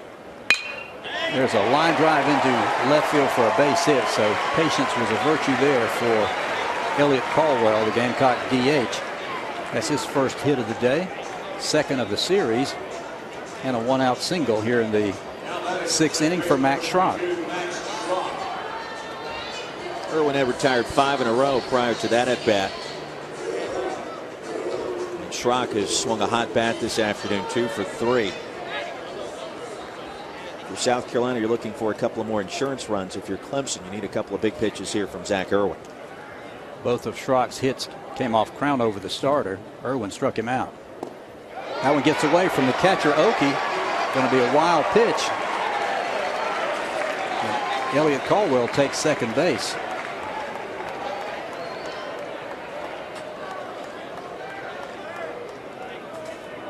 A 1-out here in the 6th. Still a long way to go. Don't know if that crossed him up a little bit or not, but he goes out, Oki does, to have a quick conference with Irwin.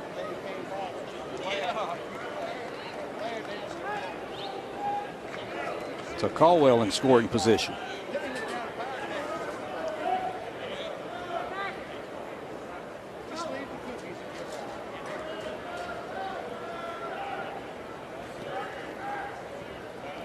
Pitch on the way. That one's down and away. That last pitch that advanced Caldwell to second has been ruled a pass ball, I'm told. So not a wild pitch. A lot of times when you hear solid mitt contact, it does come back to be a pass ball, and that was the case there, even though he had a long way to go to get it.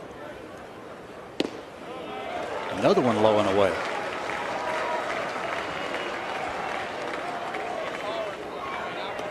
This is where you have to be careful with Schrock.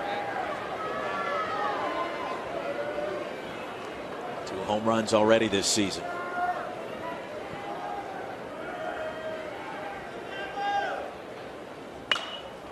And he did give him the green light, and he skies it to right field. Duggar over there shading his eyes, makes a catch. That is a big out for Joey Pancake walking to the plate. Thought he was going to be up there with 2 on and 1 out. Instead, Caldwell still at second with 2 outs. Surprised they gave him the green light there, Tommy? I was, not being, even though he's got a couple of home runs this year. But they do have the short, pesky pole down there in right. And he's got a couple of hits, does Max Schrock, in this game. And he's had a good series. And now it's going to take a clutch hit with 2 out from Pancake. Has a hit on the day.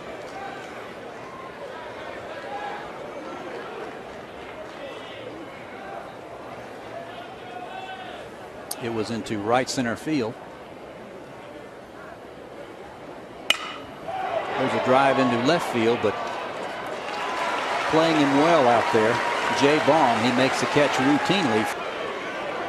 Back here in Greenville, 5-2 South Carolina as we begin the bottom of the 6th inning. foul ball out of play. Go to myrtlebeach.com. Is your one-stop shop for planning a trip to the Myrtle Beach area. Browse over 1,000 hotels, restaurants, shops, golf courses, and things to do. When you want to know where to go eat, go play, go relax, visit the brand new Go to myrtlebeach.com. Stop by today and register to win a vacation to South Carolina's #1 family destination. Hashtag #GoToMB. Count's gone to 1-1 here in the bottom of the 6th. Steve Wilkerson up there, second baseman. Beautiful pitch on the inside corner. Wilkerson does a double take, but looked like he was looking for something away and got buzzed inside by Winecoop. It's 1-2.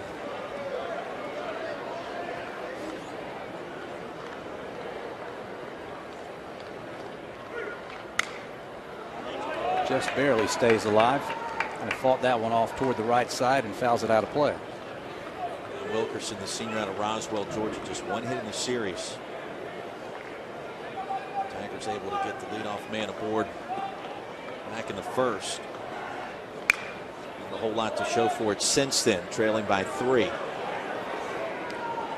Tigers a ton of foul balls these last couple of innings. There's another one off the bat of Wilkerson. Winecoop coming into this frame has thrown 83 pitches. Roswell, Georgia senior Steve Wilkerson.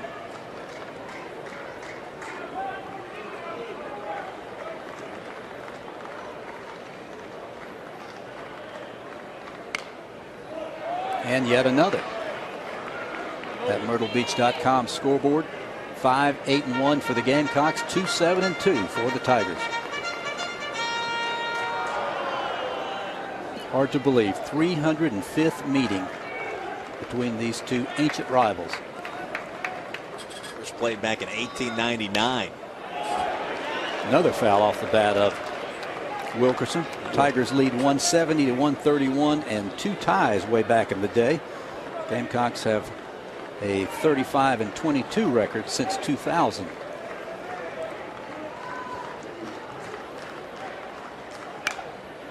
Here we go again.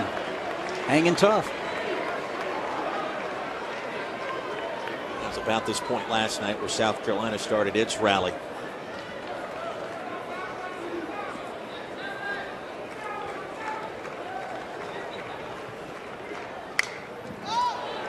That one's going to reach the seats as well. Just above the Clemson dugout.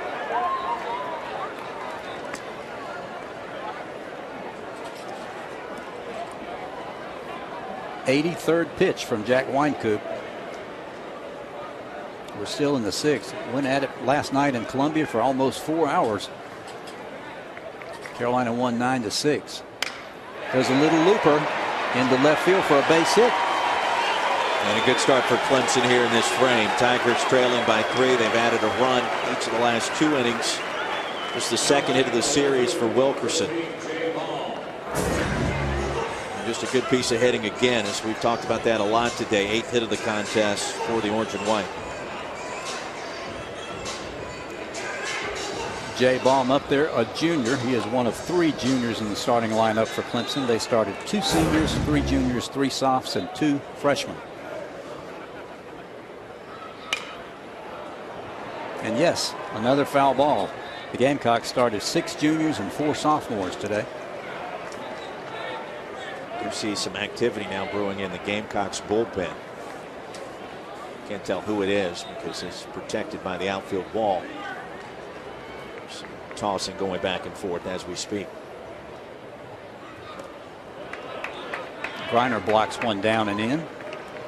Count evened up on Baum.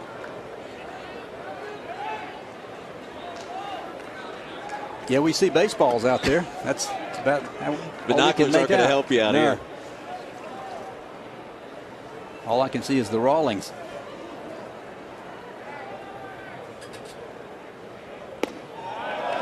That one down in the zone. 2-1 to Jay Baum. Wilkerson, a pretty good athlete at first, does have a stolen bag this year. In limited action, as we mentioned, missing the first series against Eastern Michigan for Clemson.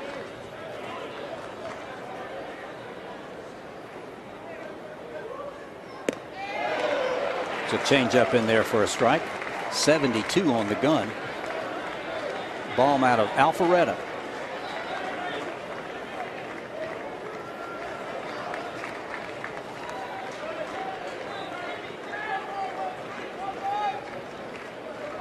Beautiful weather here today at Ford Field.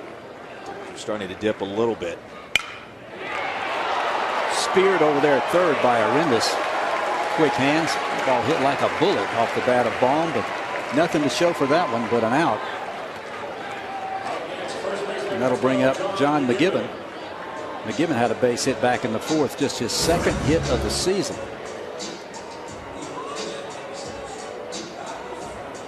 He drew a couple of walks in last night's game. 7 free passes on the season for McGibbon. Clemson Nation just waiting for his bat to get going. Interesting position battles that'll take place these next couple of weeks before ACC play gets really going. Take a look at our player snapshot. Brought to you by Carolina Alliance Bank. Here for you every day. He's hit .424 in his last 18 games a season ago. Just 2 hits thus far this year. Outside corner at the knees from Wynkoop. But Tommy, looking at Clemson's roster and signing the class they just brought in. Eli White, Weston Wilson, Andrew Cox, a trio of freshmen, could contend for more playing time over at first by the time it's all said and done. There's a check swing, went too far, says Gregory Street behind the plate. And Wynkoop's ahead in the count, 1-2. It's 5-2 Gamecocks, 1 out here in the 6th for the Tigers.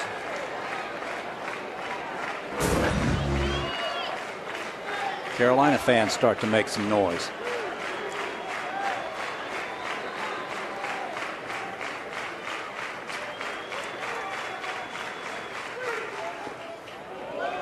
Nice play, Griner. Hard to believe, Roy. Clemson since the 1950s. Just 2 baseball coaches. Is that a model of consistency and excellence or what? Yeah, you just don't see that in any sport at any level.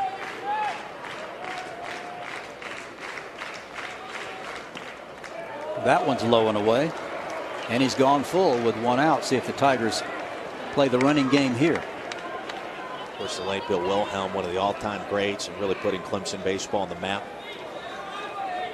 Jack Leggett took over the early 1990s.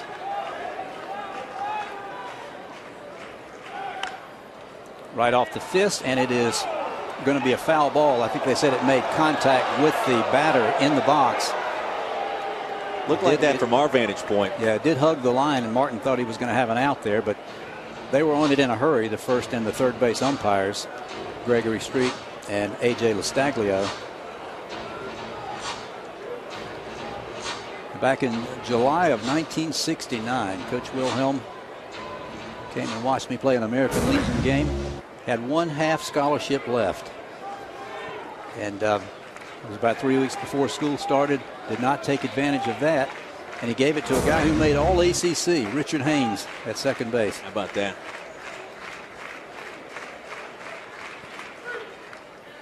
Another foul ball. So instead of taking the half scholarship offer from Clemson, you decided you'd rather walk on at Columbia in South Carolina. During fall practice of that, my freshman year, Bobby Richardson was named the new head coach.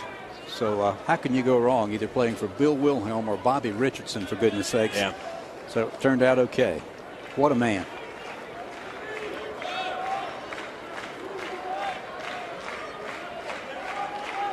We'll do it again at 3-2, throw over.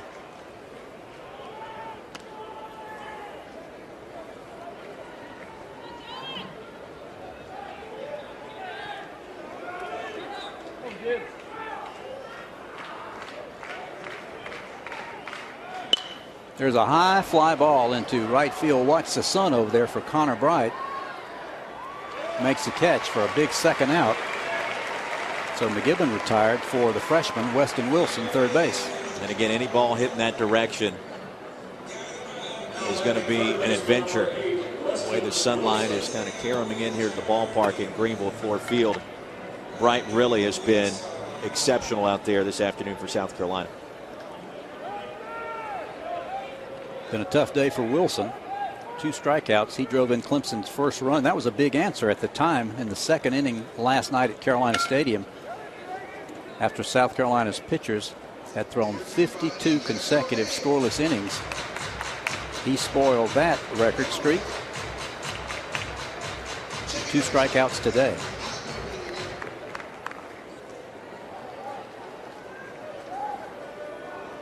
All-time NCAA record for consecutive scoreless innings. Arizona State in 1972, and I played against that team in 1972. It was 64 by the Sun Devil pitching staff. They were putting about 2 or 3 a year into the big leagues, it seems like. And Jerry Myers may have seen enough of Jack Wynkoop. Pitch count going up there towards 100 now. 106 to be exact. On our MyrtleBeach.com scoreboard, 5-8-1 for the Gamecocks, 2-8-2 for the Tigers. Carolina plated 3 in the 5th. Clemson chipped away with 1 in the 4th, 1 in the 5th, and that's where we are. I think if you're a South Carolina fan, you've got to be very pleased with the start.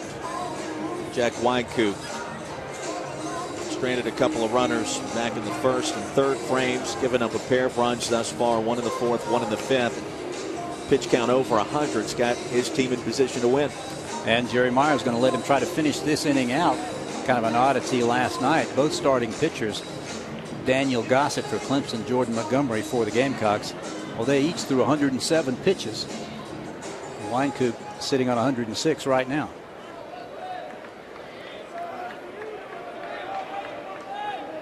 So Wilson digs in.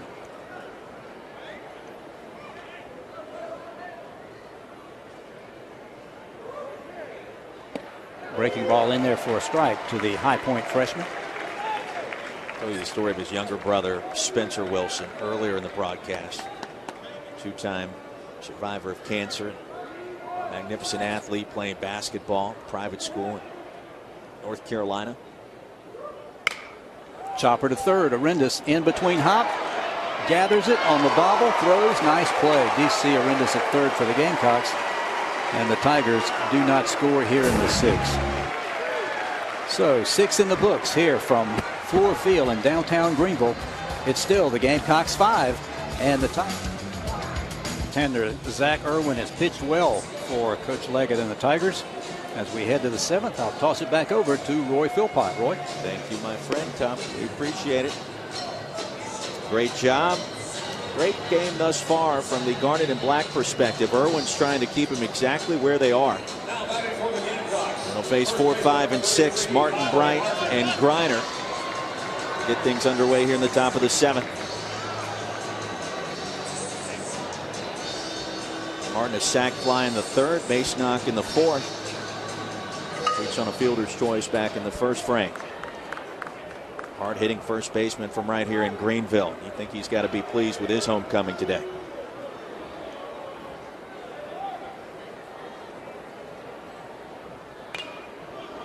Fouls back the first pitch he sees out of play. Gamecocks scoring all 5 of their runs this afternoon back in the 3rd inning. It was a costly Clemson error, a misplayed ball in right field, battling the sunlight. All 5 of those runs unearned. They count nonetheless. Count evens now to ball and a strike. Tommy, really, we mentioned it earlier. It's been a theme in this series. Gamecocks have played well. Clemson's helped them play well. They have. They've kicked it around a little bit, stabilized in the middle innings, but shaky early.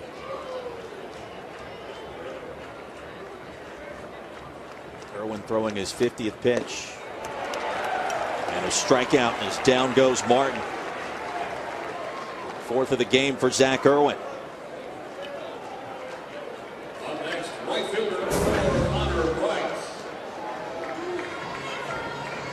Last night's game, Roy, saw 27 strikeouts, 15 by Gamecock pitching, 12 by Clemson pitching.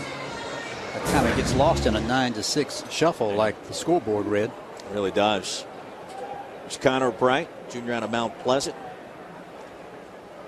1 for 3. Ground ball hit left side and past Weston Wilson into left field. Second hit of the ball game for Bright, and with 1 out, the Gamecocks a runner aboard. First hit for South Carolina since back in the 4th inning. Connor Bright now with 15 hits on the season.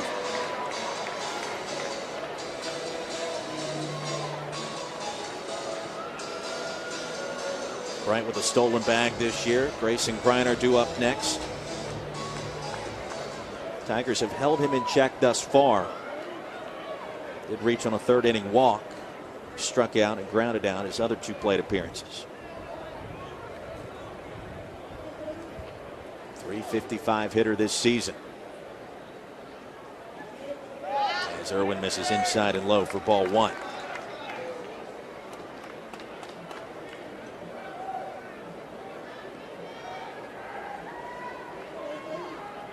South Carolina leads the series here at Fluor Field 2-1.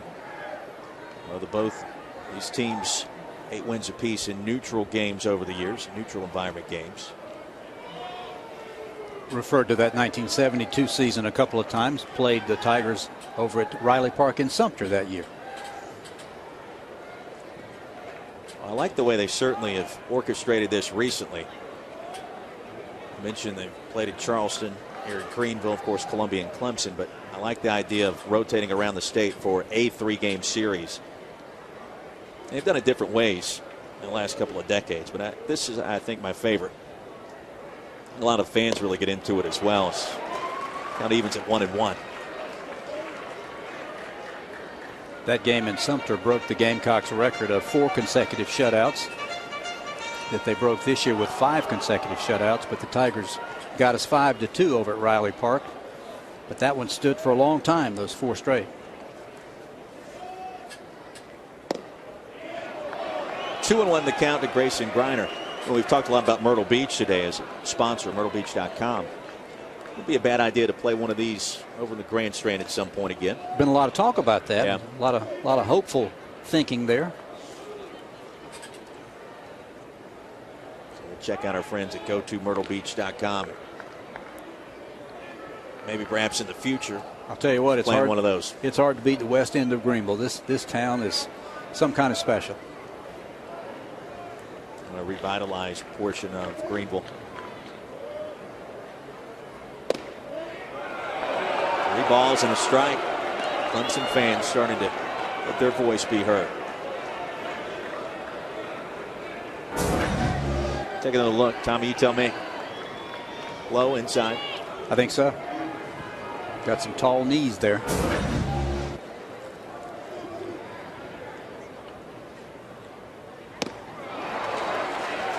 In front of that pitch, full count.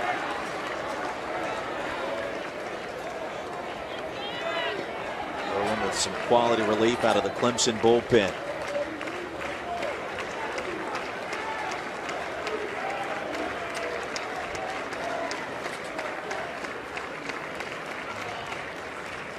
Payoff pitch.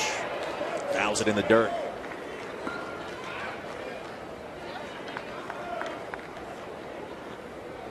Well, Griner's shot last night in Columbia was one of those no doubt blasts. 2-0 count, and Daniel Gossett admitting afterwards he had too much of the plate. At the same time, the bases were loaded. Dicey situation no matter how you look at it. And Griner basically did what you're supposed to do with a fastball like that. The 3-2 outer half knee high and a called strike 3. Strike him out, throw him out. And a big double play to close down the Gamecocks half of the 7th.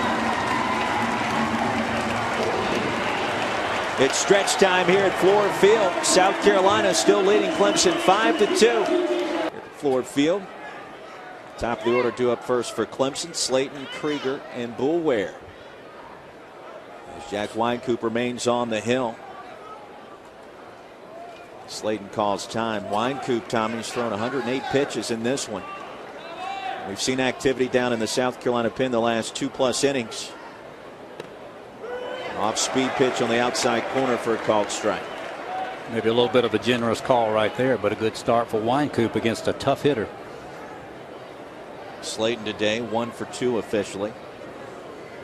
Walked in the first, base knock in the third, grounded out his last time up in the 5th, and a base hit to begin this bottom half of the 7th. Good start for the Tigers for Tyler Krieger. Krieger's new up next. Extremely short leash right now for Jack Wynkoop. Gamecock bullpen was dynamite in last night's game.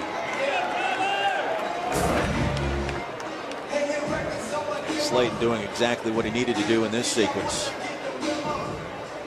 Hit it where a South Carolina defender isn't. Right between Schrock and Martin. Tommy, that's probably going to be it for Wynkoop, I would think. Yes, it will. 6 strong innings today here at Fluor Field. South Carolina leading Clemson 5-2. Alongside of Tommy Moody, Roy Philpott here with you in the booth in Greenville. As the Gamecocks make the call to the pin, Tommy, they'll bring in their closer, Joel Seddon. A little bit of a surprise, Roy, here in the 7th inning. Joel Seddon making his 6th appearance of the season. He's got a couple of saves and that big one last night when he got a pair of strikeouts and recorded all 3 batters he faced. 4 2/3 innings on the season, allowing no walks, 9 strikeouts. Opponents have yet to have a base hit off Seddon. No 1-loss record, but obviously a 0 ERA as well. And again, 2 saves. He was the Gatorade Player of the Year 3 years ago in the state of Michigan. He hails from St. Clair, Michigan. Joel Seddon. Surprised that we're seeing Seddon this early, obviously, but it speaks to the importance of where we are in this game, I would think. I think so. And Joel Seddon, one of those guys that lefty-righty doesn't really matter when he's out there. He loves to throw that changeup that dips down and away from a left-handed batter, and he's got a dynamite slider he can throw to keep it away from the sweet spot of the right-handed hitters. We'll see what works out here. Now Slayton's at first base as Seddon completes his warm-up tosses. He'll face Tyler Krieger first. He's riding a 10-game hitting streak after the base knockback in the 5th inning. Krieger 1 for 3 today, 2 hits in the series. And for the first time, the switch hitter will bat left-handed against the righty Seddon. A couple of switch hitters in the starting lineup for the Tigers. And both Wilkerson and Krieger. Slayton has kept that lead shortened throughout the afternoon. Outer half belt tie and a called strike.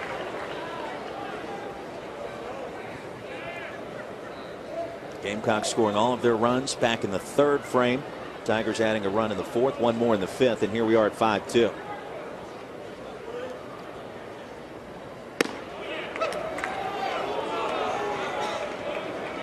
With all that room on the right side for a base hit for a left-hand pull hitter, you would think Seddon's going to be consistently pitching them away. We'll see.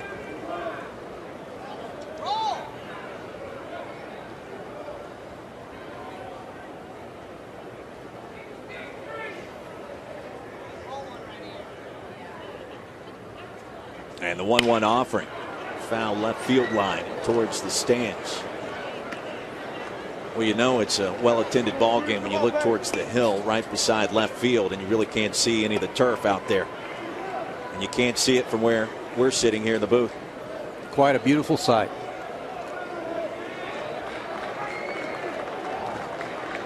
And over 8,000 last night in Columbia. You see our vantage point there. And the 1-2 fly ball lifted to left. Should be an easy play for Pancake. Ball carried a little bit further deep into the track. Right there to make the grab. That ball really drifted on Joey. Never was in any real danger, but made it interesting. The wind's not expected to be that big of a factor today. We're now the east at 6 miles an hour. This play by Pancake, the South Carolina native from right here in the upstate. Here's Garrett Boulware, 1 for 3, doubled his last time up. That was back in the 5th. Slayton remains at first in the 3-run game.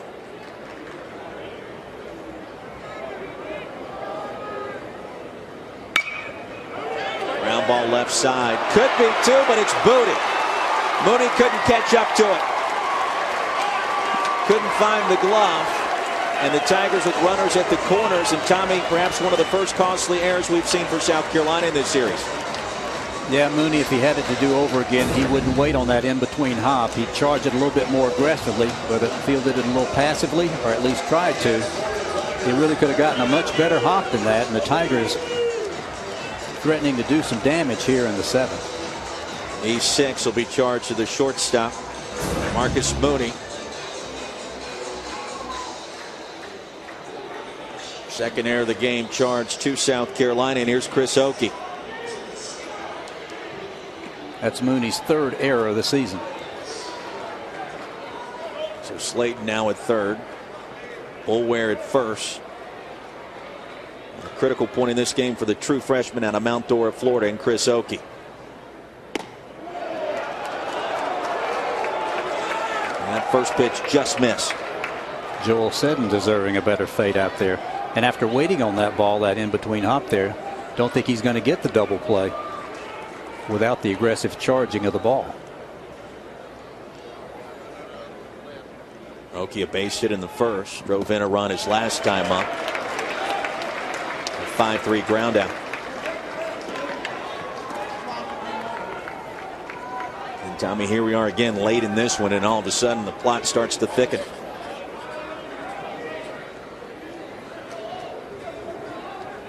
Tying run at the plate. 3 balls and no strikes.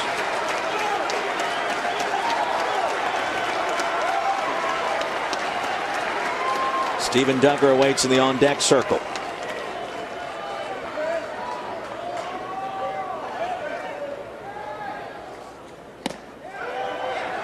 Good pitch on the inside corner from Seddon. The gun showed 89 on that fastball. You see how the shadow of the stadium itself crossing right behind the pitcher's mound.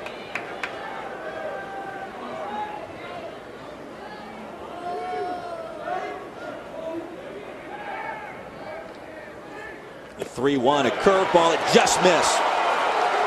First walk of the game issued by Seddon. The Tigers have the bases loaded.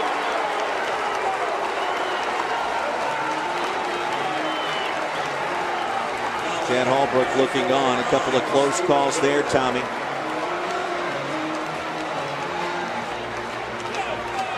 And here comes the sophomore from right here in the upstate, and Steven Duggar.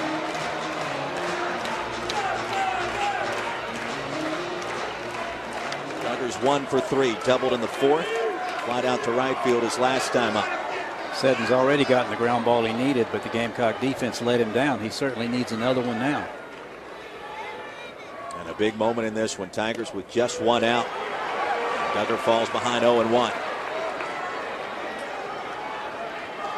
Gamecocks 5 runs on 9 hits, 2 errors. Tigers 2 runs on 9 hits, 2 errors. Both teams have left 7 on base.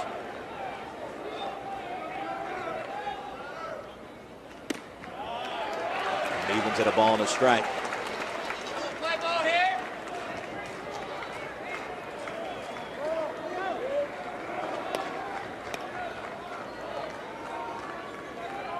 Slayton at 3rd, Boulware at 2nd, Oakey at 1st for Clemson.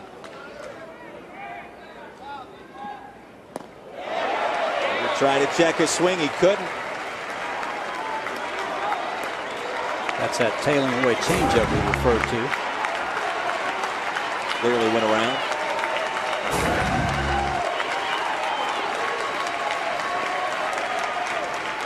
And now here come the Gamecock faithful.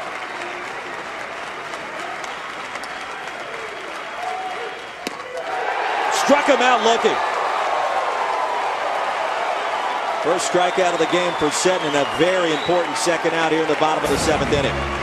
That's one filthy slider. So you go break away on one pitch away from the left-handed batter, and then you slide one in the other way for the strikeout. Bases remain loaded for Jack Leggett's club. And here's the senior from Roswell, Georgia, Steve Wilkerson, 1 for 3. Hacking away on the first pitch, and he fouls it off.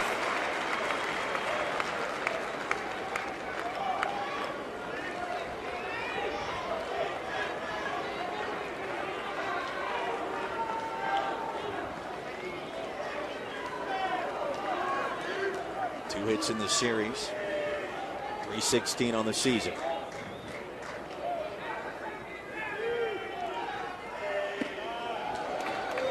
Get the curveball to turn over. It evens the count.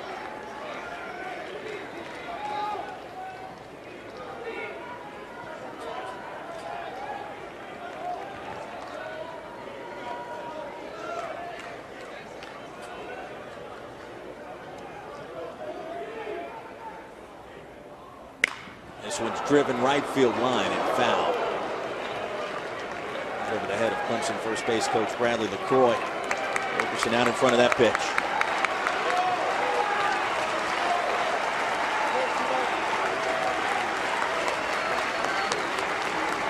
Leadoff hit by Slayton. Fly ball to left field. Bulware reach on the E6. Okie walk, bases loaded, and now the 1-2 pitch.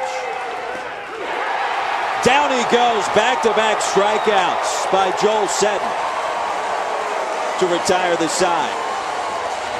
What great pitching under duress for the lack of defense and a base on balls. No runs on a hit and 1 error. They leave them loaded as we take it to the top of the 8th. 5-2 South Carolina. Field, Gamecocks leading the Tigers 5-2. Go to MyrtleBeach.com. Scoreboard tells you the story.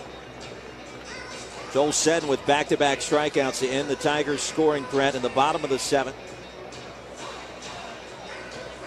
As he struck out Duggar and Wilkerson. And Cocky's feeling pretty cocky right now, as South Carolina is threatening to take the first 2 games of this 3-game set.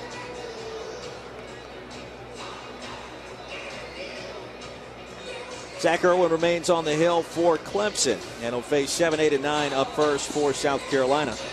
Arendis, Mooney, and English.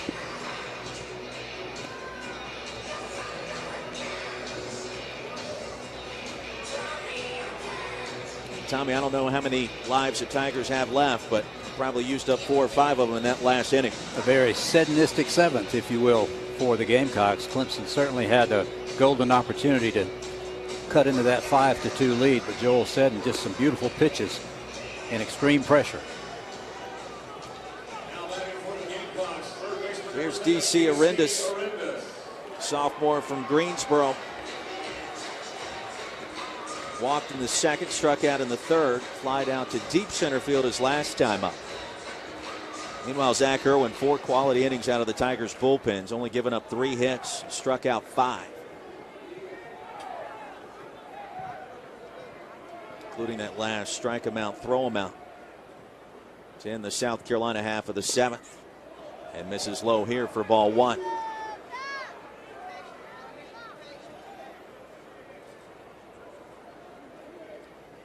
Arendis didn't get the start last night in Columbia.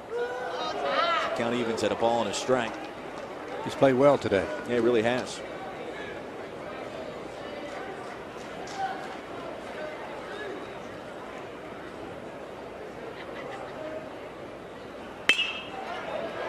Ground ball to 2nd. Wilkerson's got it.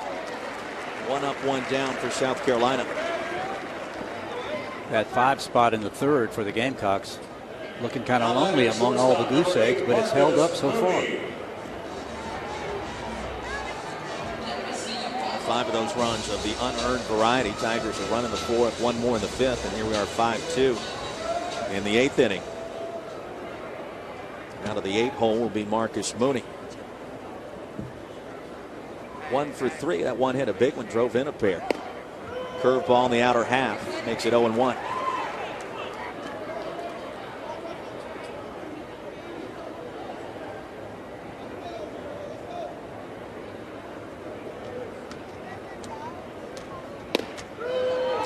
Working quickly, finding that groove once again.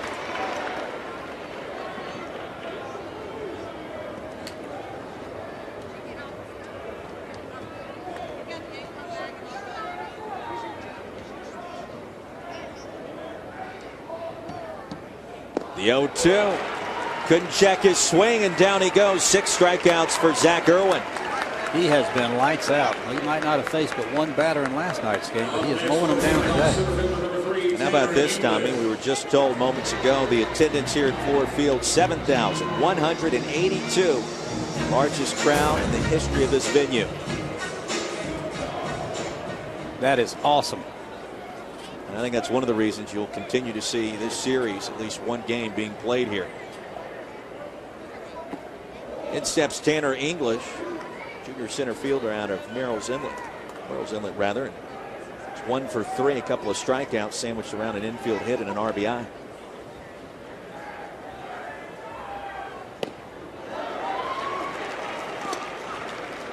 Irwin has been masterful indeed.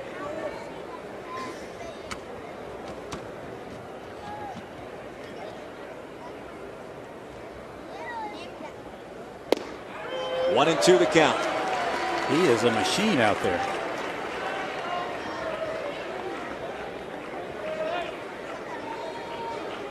Sophomore out of Duluth, Georgia, Duluth High School. Dealing. Chop foul by English. Tanner English 2 hits in the series. Mentioned the infield single and RBI in the third today, and the second home run of his career last night. Gave the Gamecocks some much needed insurance late in that one in Columbia. Outer half, knee high, and a called strike 3. Down goes English as the Gamecocks retired in order. 1, 2, 3. 7 strikeouts for the sophomore lefty Zach Irwin. And we take it to the bottom of the 8th inning. 5-2 South Carolina. One team that's made plays. It's limited their mistakes. The other team that has certainly been more mistake prone at critical junctures in both of these first 2 games. 7, 8, and 9 due up first. Jay Baum, John McGibbon, and Weston Wilson. As Baum takes a first pitch strike. 1 for 3 today. Base hit and an RBI back in the 4th frame.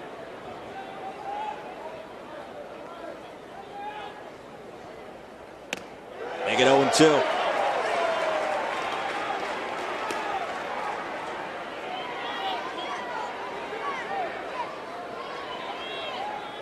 Baum popped out to third his last time up. Protects the outer half of the plate here and stays alive. Don't think anybody expected 9 errors combined by the 2 teams in 2 games, and we're still not done with game 2 yet.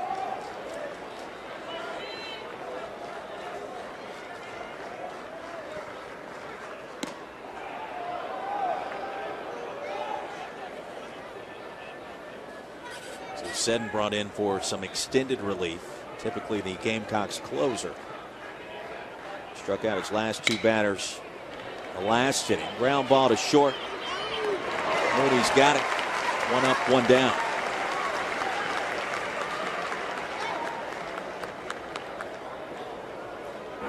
Baum's retired. Baum hustling down the first baseline to no avail. That'll bring up John McGibbon.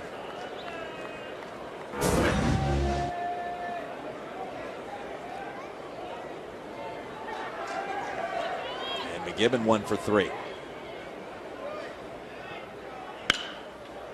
Sends this one foul, left field line. Joel Seddon's first 2 seasons as a Gamecock, a lot of midweek starts in there, so really no stranger to throwing a lot of pitches, even though he's this year's closer. Yeah, so he's got the stamina. Given the senior out of Lindenhurst, New York, curveball in the outside corner.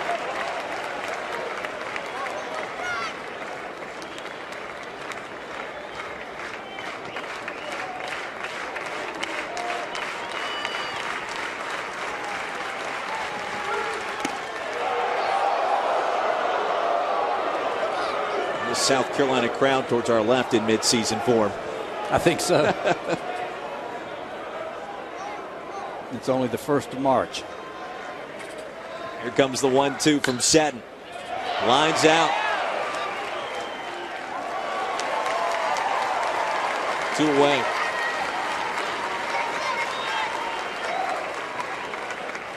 So Seddon's now retired his last 4 Clemson hitters, including a pair of strikeouts. A couple of easy plays here, and I believe Jack Leggett's going to go to his bench and pinch hit for the freshman Weston Wilson. Indeed, he will. Wilson was 0 for 3 with a pair of strikeouts. Did drive in a run in last night's game. Call upon Mike Dunster, 5'10", 195-pound senior out of Greenwich, Connecticut. Provided some late inning heroics in the season opener against Eastern Michigan. A home run in right field at Doug Kingsmore that sent it to extra innings before the Tigers ended up falling to Eastern Michigan. Has some pretty good pop. Here the bag's clean. 2 outs. Dunster behind 0-1.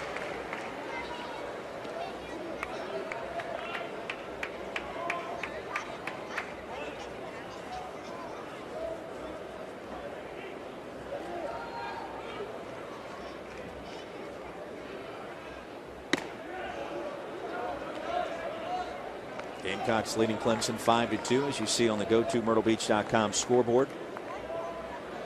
Here in the bottom of the 8th inning. 2 balls and a strike now to Dunster.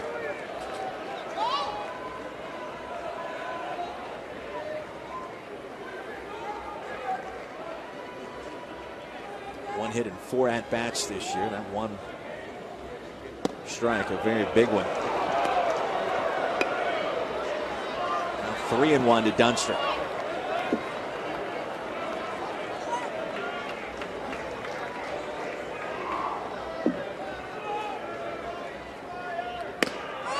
And he'll trot down to first base with a free pass. Second walk of the game rather issued by Seddon. Joel Seddon shook off an error by the shortstop and a walk with a pair of strikeouts to close out the 7th. And now he's got to face the top of the order. Dunster, a pretty good athlete now at the bag at first. Top of the order, and Slayton due up next. He's 2 for 3. He's reached base 3 times this afternoon.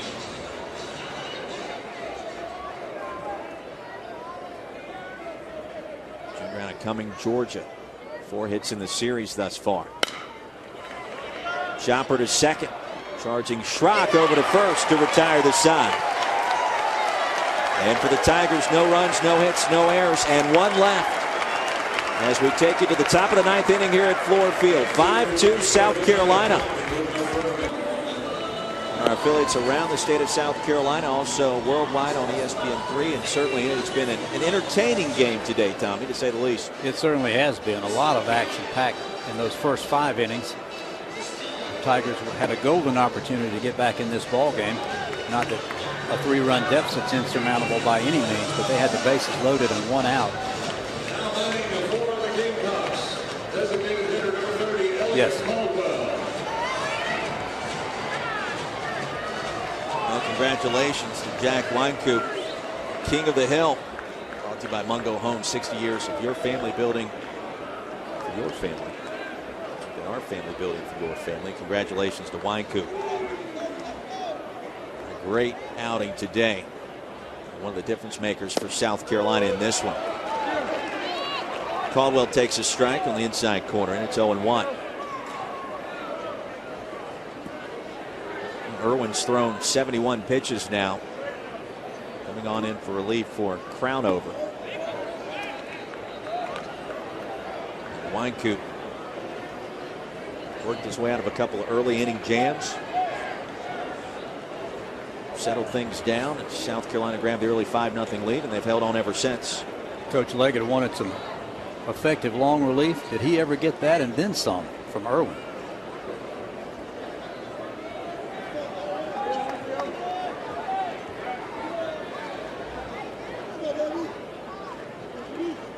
Caldwell 1 for 3, single his last time up. And the count here 2-1.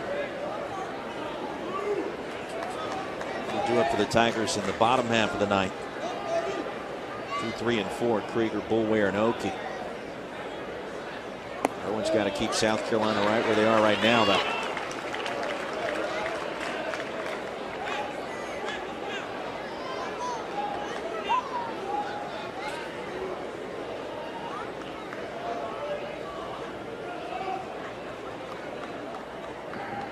And the 3-1. Rolling away for ball 4. So a good start for the Gamecocks, looking for a couple of insurance runs here in the top of the 9th.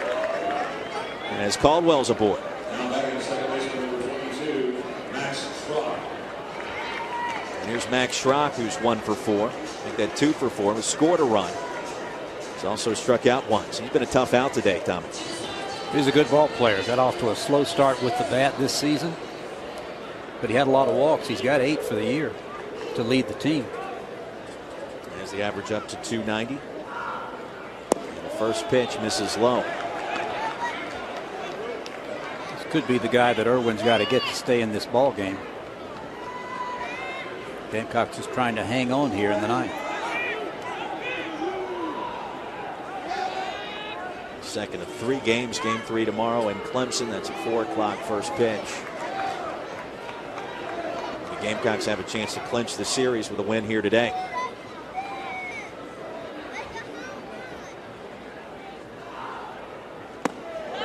Two and 0. And here comes Clemson pitching coach Dan Pepicelli. So clearly, Tommy, Irwin not as sharp here in the ninth as he has been the last couple of frames. For a relief pitcher, that pitch count really mounting up, but he has been special today. Also reminds you, coming up next week right here on My 40, Clemson baseball travels up to Cullowhee, North Carolina to face off with Western Carolina, the Catamounts. And also getting underway at 4 p.m. It's next Tuesday. As the Tigers and the Catamounts, and of course Jack Leggett, longtime coach in Cullowhee with Western Carolina. He enjoyed quite a few wins up there. Yes, he did. That's coming up next Tuesday, March 4th. 4 o'clock first pitch and 3:30 airtime right here on My 40.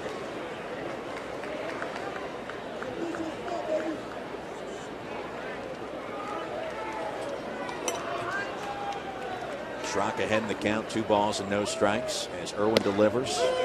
Outer half and gets the call, make it 2-1.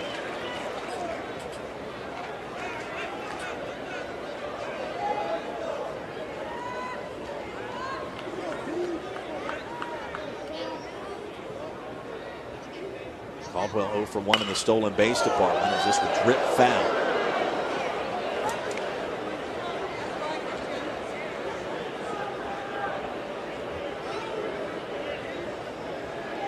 Just joining us, it was 5 runs scored by South Carolina in the top of the 3rd. All 5 of those runs unearned. Gamecocks taking advantage E4 to begin that inning and then bat it around. Full count.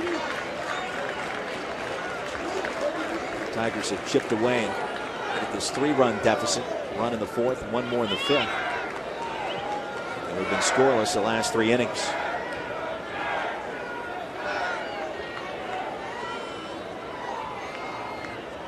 Payoff pitch to Schrock. Chops at it foul. Well, a beautiful day here in the upstate. We call it the Reedy River rivalry. A lot of people inside the Palmetto State call it the best rivalry in baseball. A pair of top 11 teams this year.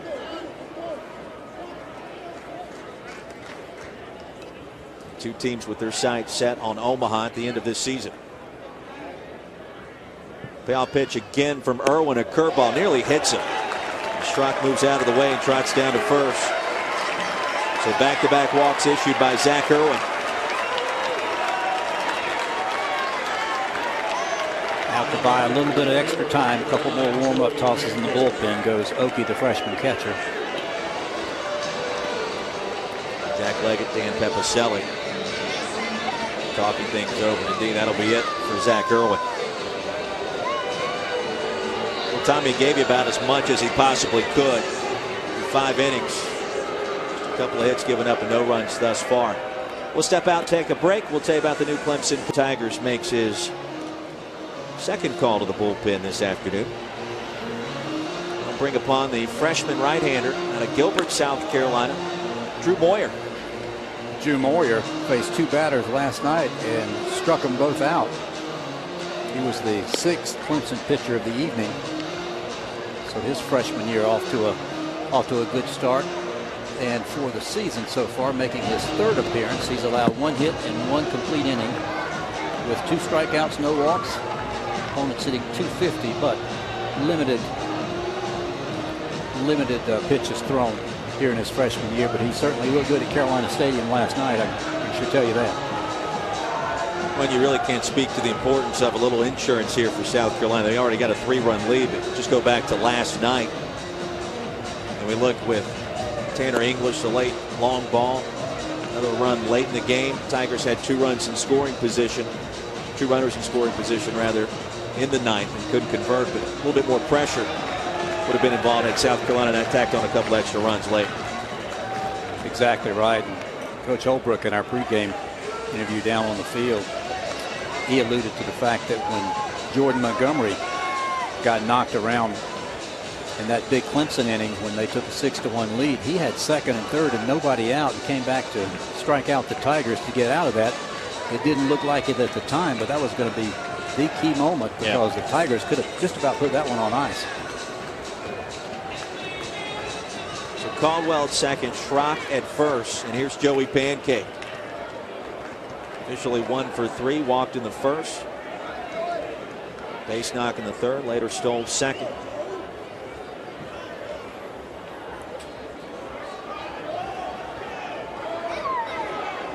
All kinds of possibilities here. Field back at double play depth. First pitch for Moyer. Pops it up left side. Krieger going back now will yield to his left fielder Baum. It's a dicey grab. And a very big first out here. So the Gamecocks eschew the sacrifice bunt there by Pancake. Let him swing away, but he pops it up. That's a big out recorded by Moyer. Now a new left fielder as Andrew Cox has checked in the game for the first time, as you see on your screen. Redshirt freshman out of Belton.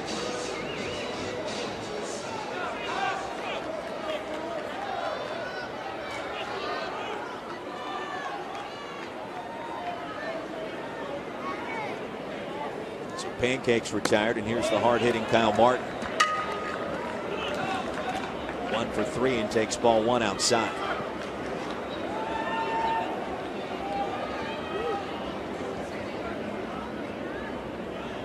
1-0 for Moyer. High and tight.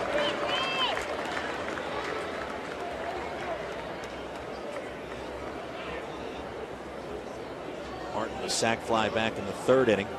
Base hit in the fourth, struck out his last time up.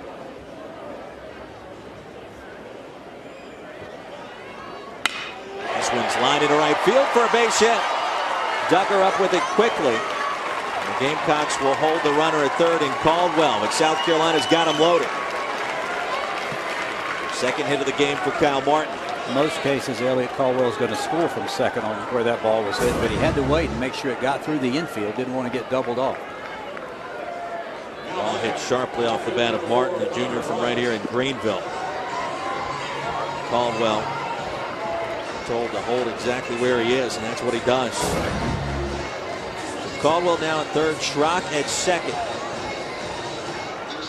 and Martin at first. And this is right about the point where Moyer needs to induce a ground ball. Connor Bright will be awfully difficult to double up. Swing and a miss. Bright today 2 for 4. Greenville native Kyle Martin now with 16 base hits already here in 2014. He looks like a slugger too. Picture swing. 0-2 as Moyer whips it right past him. 89-mile-an-hour heater.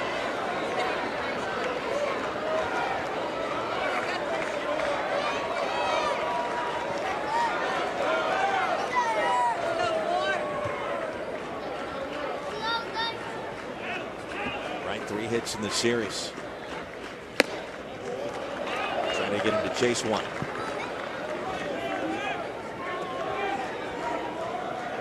Gamecocks looking for the knockout punch, but need a clutch hit to do it.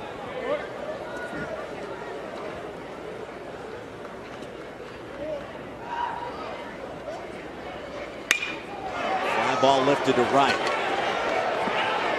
Could be deep enough. Duggar's got it. Caldwell throw up the line, and he scores easily. Advancing to second also is Martin. And the Gamecocks lead at 6-2. Big at bat for Connor Bright. You don't see a whole lot of sacrifice flies hit that shallow. A little momentum going away from the plate there for Duggar and Wright. Duggar's got a pretty good arm out there.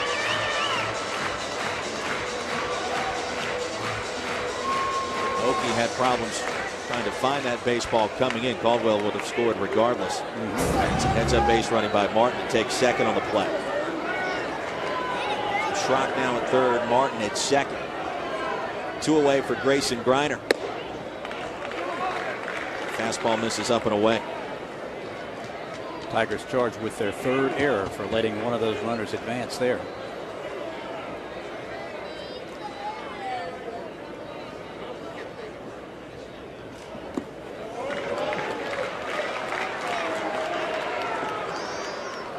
Griner, the hero yesterday, a couple of strikeouts this afternoon, walked back in the 3rd.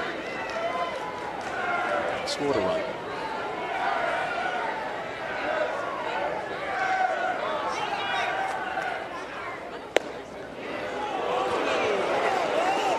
Tom, you got to wonder exactly what Griner's going to see to hit in this at bat. Rindus up next. First base open. I have a feeling we can get the green light like he did last night. It was 2-0, but the Gamecocks were 5 runs down with the bases loaded. One more. I'm not interested in challenging right here, right now. I don't believe. Griner calls time and backs out. If he hits one down that right field line, he can run for a week.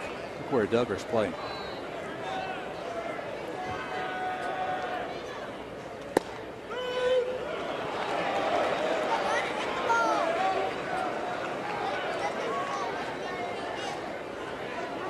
Three balls and a strike. 6-2 South Carolina here in the top of the 9th inning. Runners at second and third, 2 outs. And the 3-1 just missed for ball 4. First walk of the game issued by Morin against South Carolina with the bases loaded. Now batting third baseman number 7, D.C.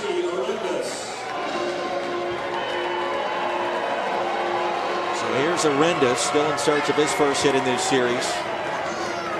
And here comes also Jack Leggett out of the Clemson dugout. Maybe going to a lefty here.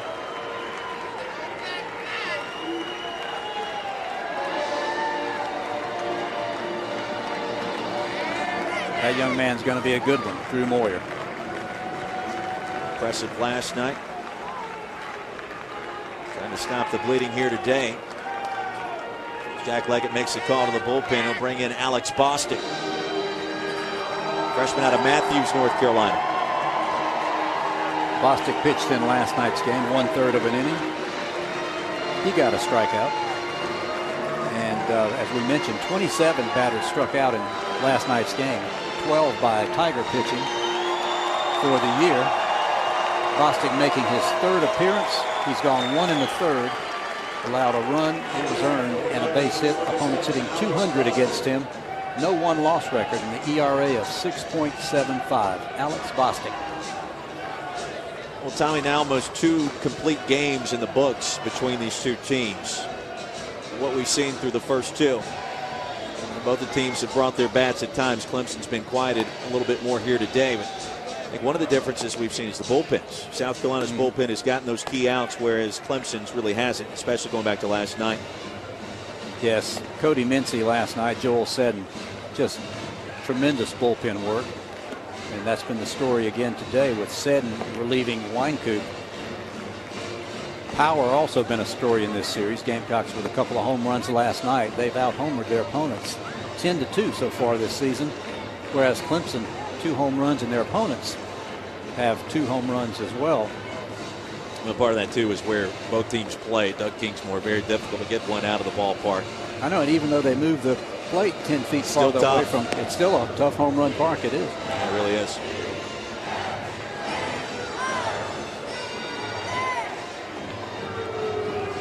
Bostic completing his warm-up tosses. He needs to get 1 out. The Tigers with some major work to do in the bottom half of this inning. If he can do that, South Carolina has other intentions, obviously. Great crowd here today. Floor field record, 7,182.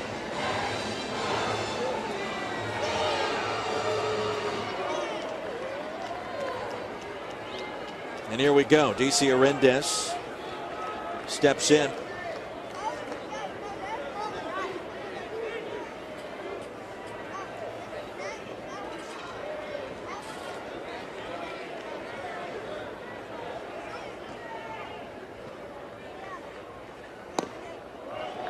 Bostic misses low for ball one.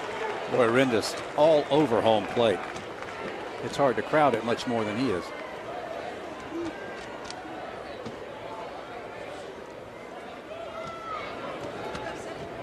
Bases loaded, the 1-0 pitch. One away for ball two.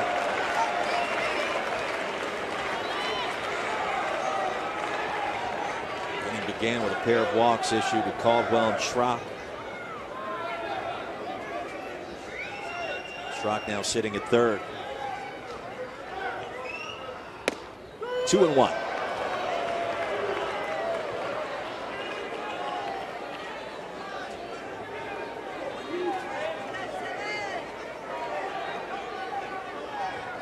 Arendez, the sophomore out of Greensboro, North Carolina.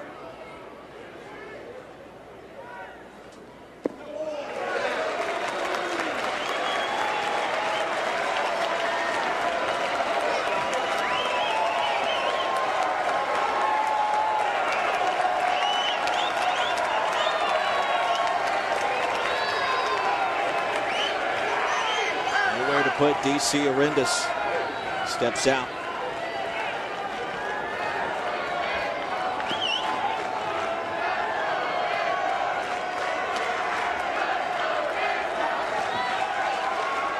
Three-one offering. Outside corner. He paints it beautifully. And Chad Holbrook had just walked out of the dugout, and Arendez stepped out of the box to get the instructions. I think Coach Holbrook told him to take that one.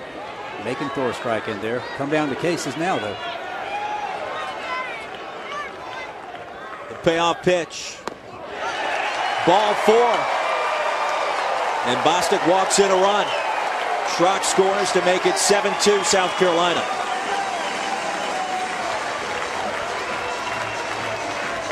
Arendez an RBI 6 of the season.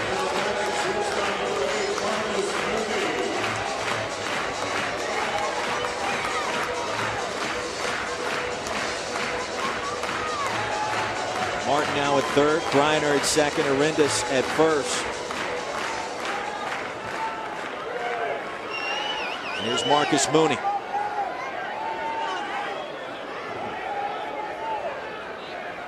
One for four in the afternoon. And ahead in the count, a ball and no strikes. I hate to keep harping on it, but look where Clemson's outfielders are playing. Anything in the gap is going to be a triple.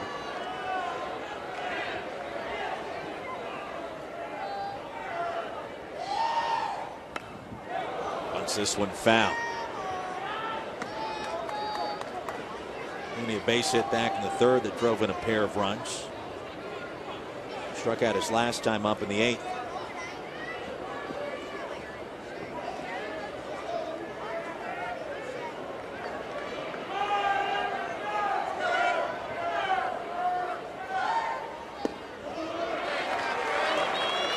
Breaking ball just missed.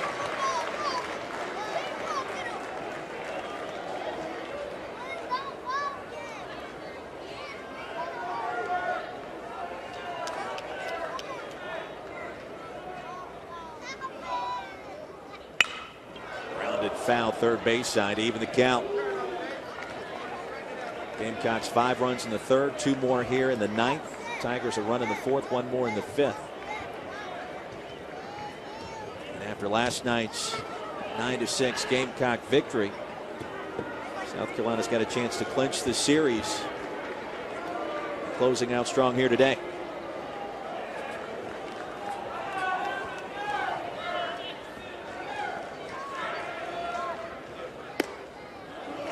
Full count again.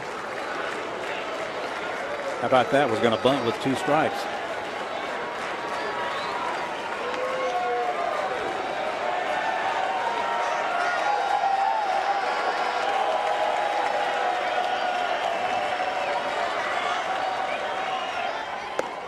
Ball 4. That'll bring home Martin, and it's 8-2 Gamecocks. Fourth walk of the inning by Clemson pitching. That will drive a coach crazy. Make that 5 walks in 1 inning.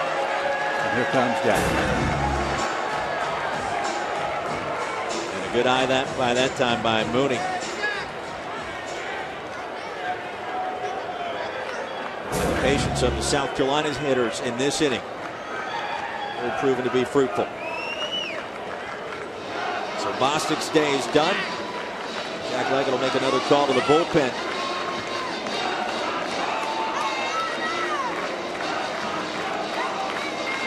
Going to be Kyle Snell. Yes, Kyle Snell coming in. The right-hander making his second appearance of the season. He's only pitched 1/3 of an inning.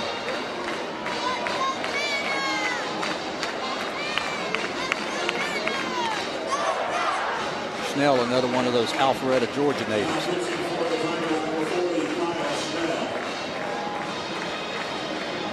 Snell comes on in relief of Boston, came on in relief of Moyer, came on in relief of Zach Irwin, all here in the top of the ninth. 8-2 South Carolina. Snell going to blow you away with the fastball, but does have kind of a frisbee curve. Keep hitters off balance. You see the sidearm trajectory of a submariner. Tomorrow's game, starting pitchers, a pair of right-handers. Today we had a couple of left-handers. It'll be Jake Long for the Tigers and the freshman out of Tennessee for the Gamecocks, Will Crow, who in his first outing of his college career pitched 6 1/3 innings of hitless ball. So another good matchup tomorrow. Gamecocks going to try to nail this one down. But you play 27 outs in baseball. Not over yet. No clock, as we can tell by these last 2 games. Well, we were close to 4 hours last night, I believe, and today right at just over 3. If you're a South Carolina fan, you don't care how long it takes, given how well you played so far here today and getting the 3-run victory last night. Play all day and night. Again, hard to believe 10 errors combined in the 2 games. That is eye-popping. That's probably the big disappointment, I think, for both teams. Yeah, it's a little bit of shaky defense. I would agree. With the Tigers, 7 of those 10, and I know Jack Leggett's got to be disappointed in that because this is a better ball club than that. Reiner at third, Arendas at second, Mooney at first. The bottom of the order in Tanner English. English has struck out 5 times in this series, still has driven in a pair of runs, including 1 today. That was back in the 3rd. Infield single.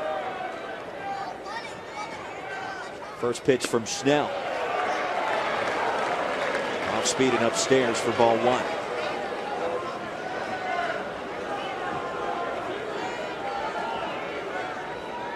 English from Laurel's Inlet, South Carolina. Fastest player on this South Carolina team. Curveball misses, up and away.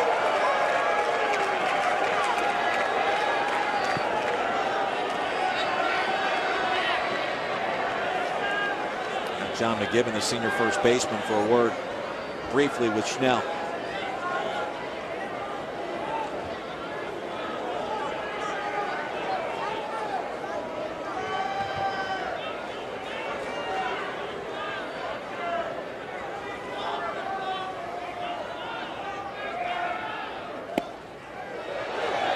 Two and one.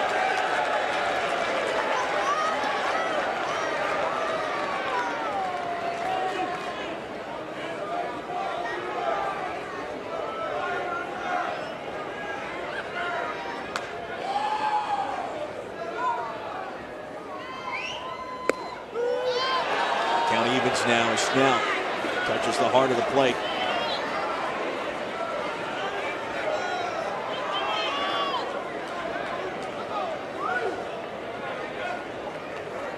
Sun beginning to dip down here below the press box. Perhaps on the Tigers' hopes here in game number 2. Trailing by 6. Grounded to second, and it's booted by Wilkerson. 1 run will score. Here's a play at the plate, make it 2 runs. Greg Street said he missed the tag. And amidst all the commotion, the Tigers should get the final out of the inning. Well, bad blood out there.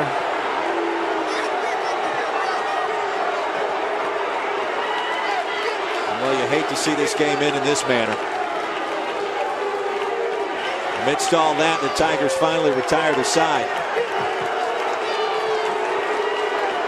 And the bad blood boiling over. Yes, it looked like the throw and the tag beat the player to the home plate, but I think he might have missed the tag. Greg Street got down and said, you didn't get it. And then, of course, the fireworks at third base. Hate to see that. And now Jack Leggett clearly displeased. The time when we can overanalyze a little melee there briefly. At the end of the day, it's still 10-2 South Carolina. That's what's most important. And the Gamecocks with 5 additional runs here in the top of the 9th. It really takes the pressure off the bottom of this inning as we have another look. Wilkerson boots it. That'll be the 4th error of the contest for Clemson. Play he should have made. Brings home Griner and Arendis. Tag was laid by Oki. Couldn't tell by that angle, could we? At least according to home plate umpire Greg Street.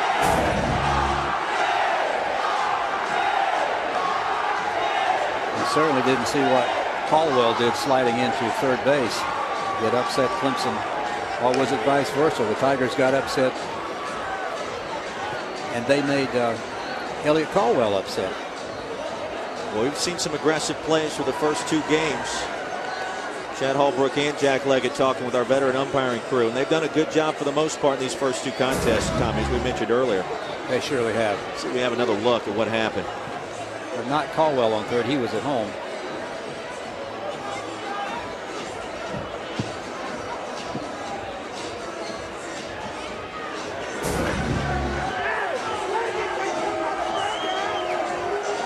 Well, with all that being said, we take it to the bottom of the 9th inning here at Fluor Field. Gamecocks had 5 runs on just 1 hit. Fluor Field, while we were away, Tyler Krieger, leadoff hitter, flied out to left field. So the Tigers down to their final 2 outs. And the count even to Garrett Boulware at 1-1.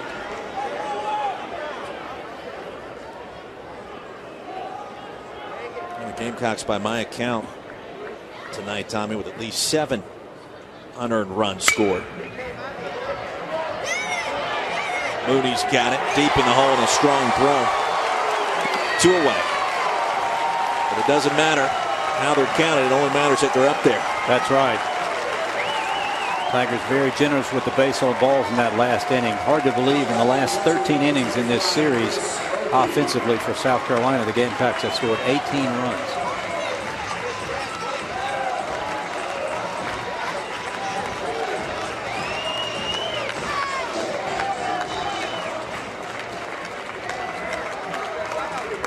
Here's Chris Oki.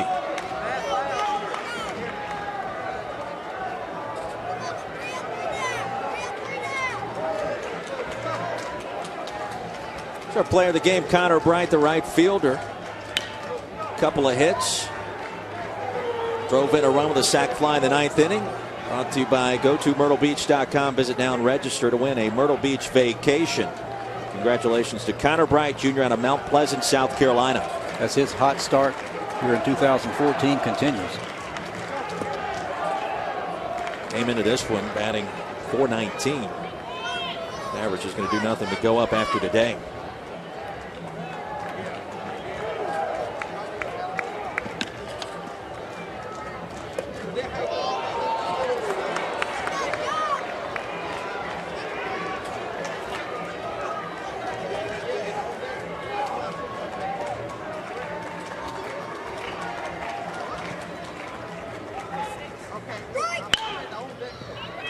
Grounded right to the third baseman. Arendas across the diamond.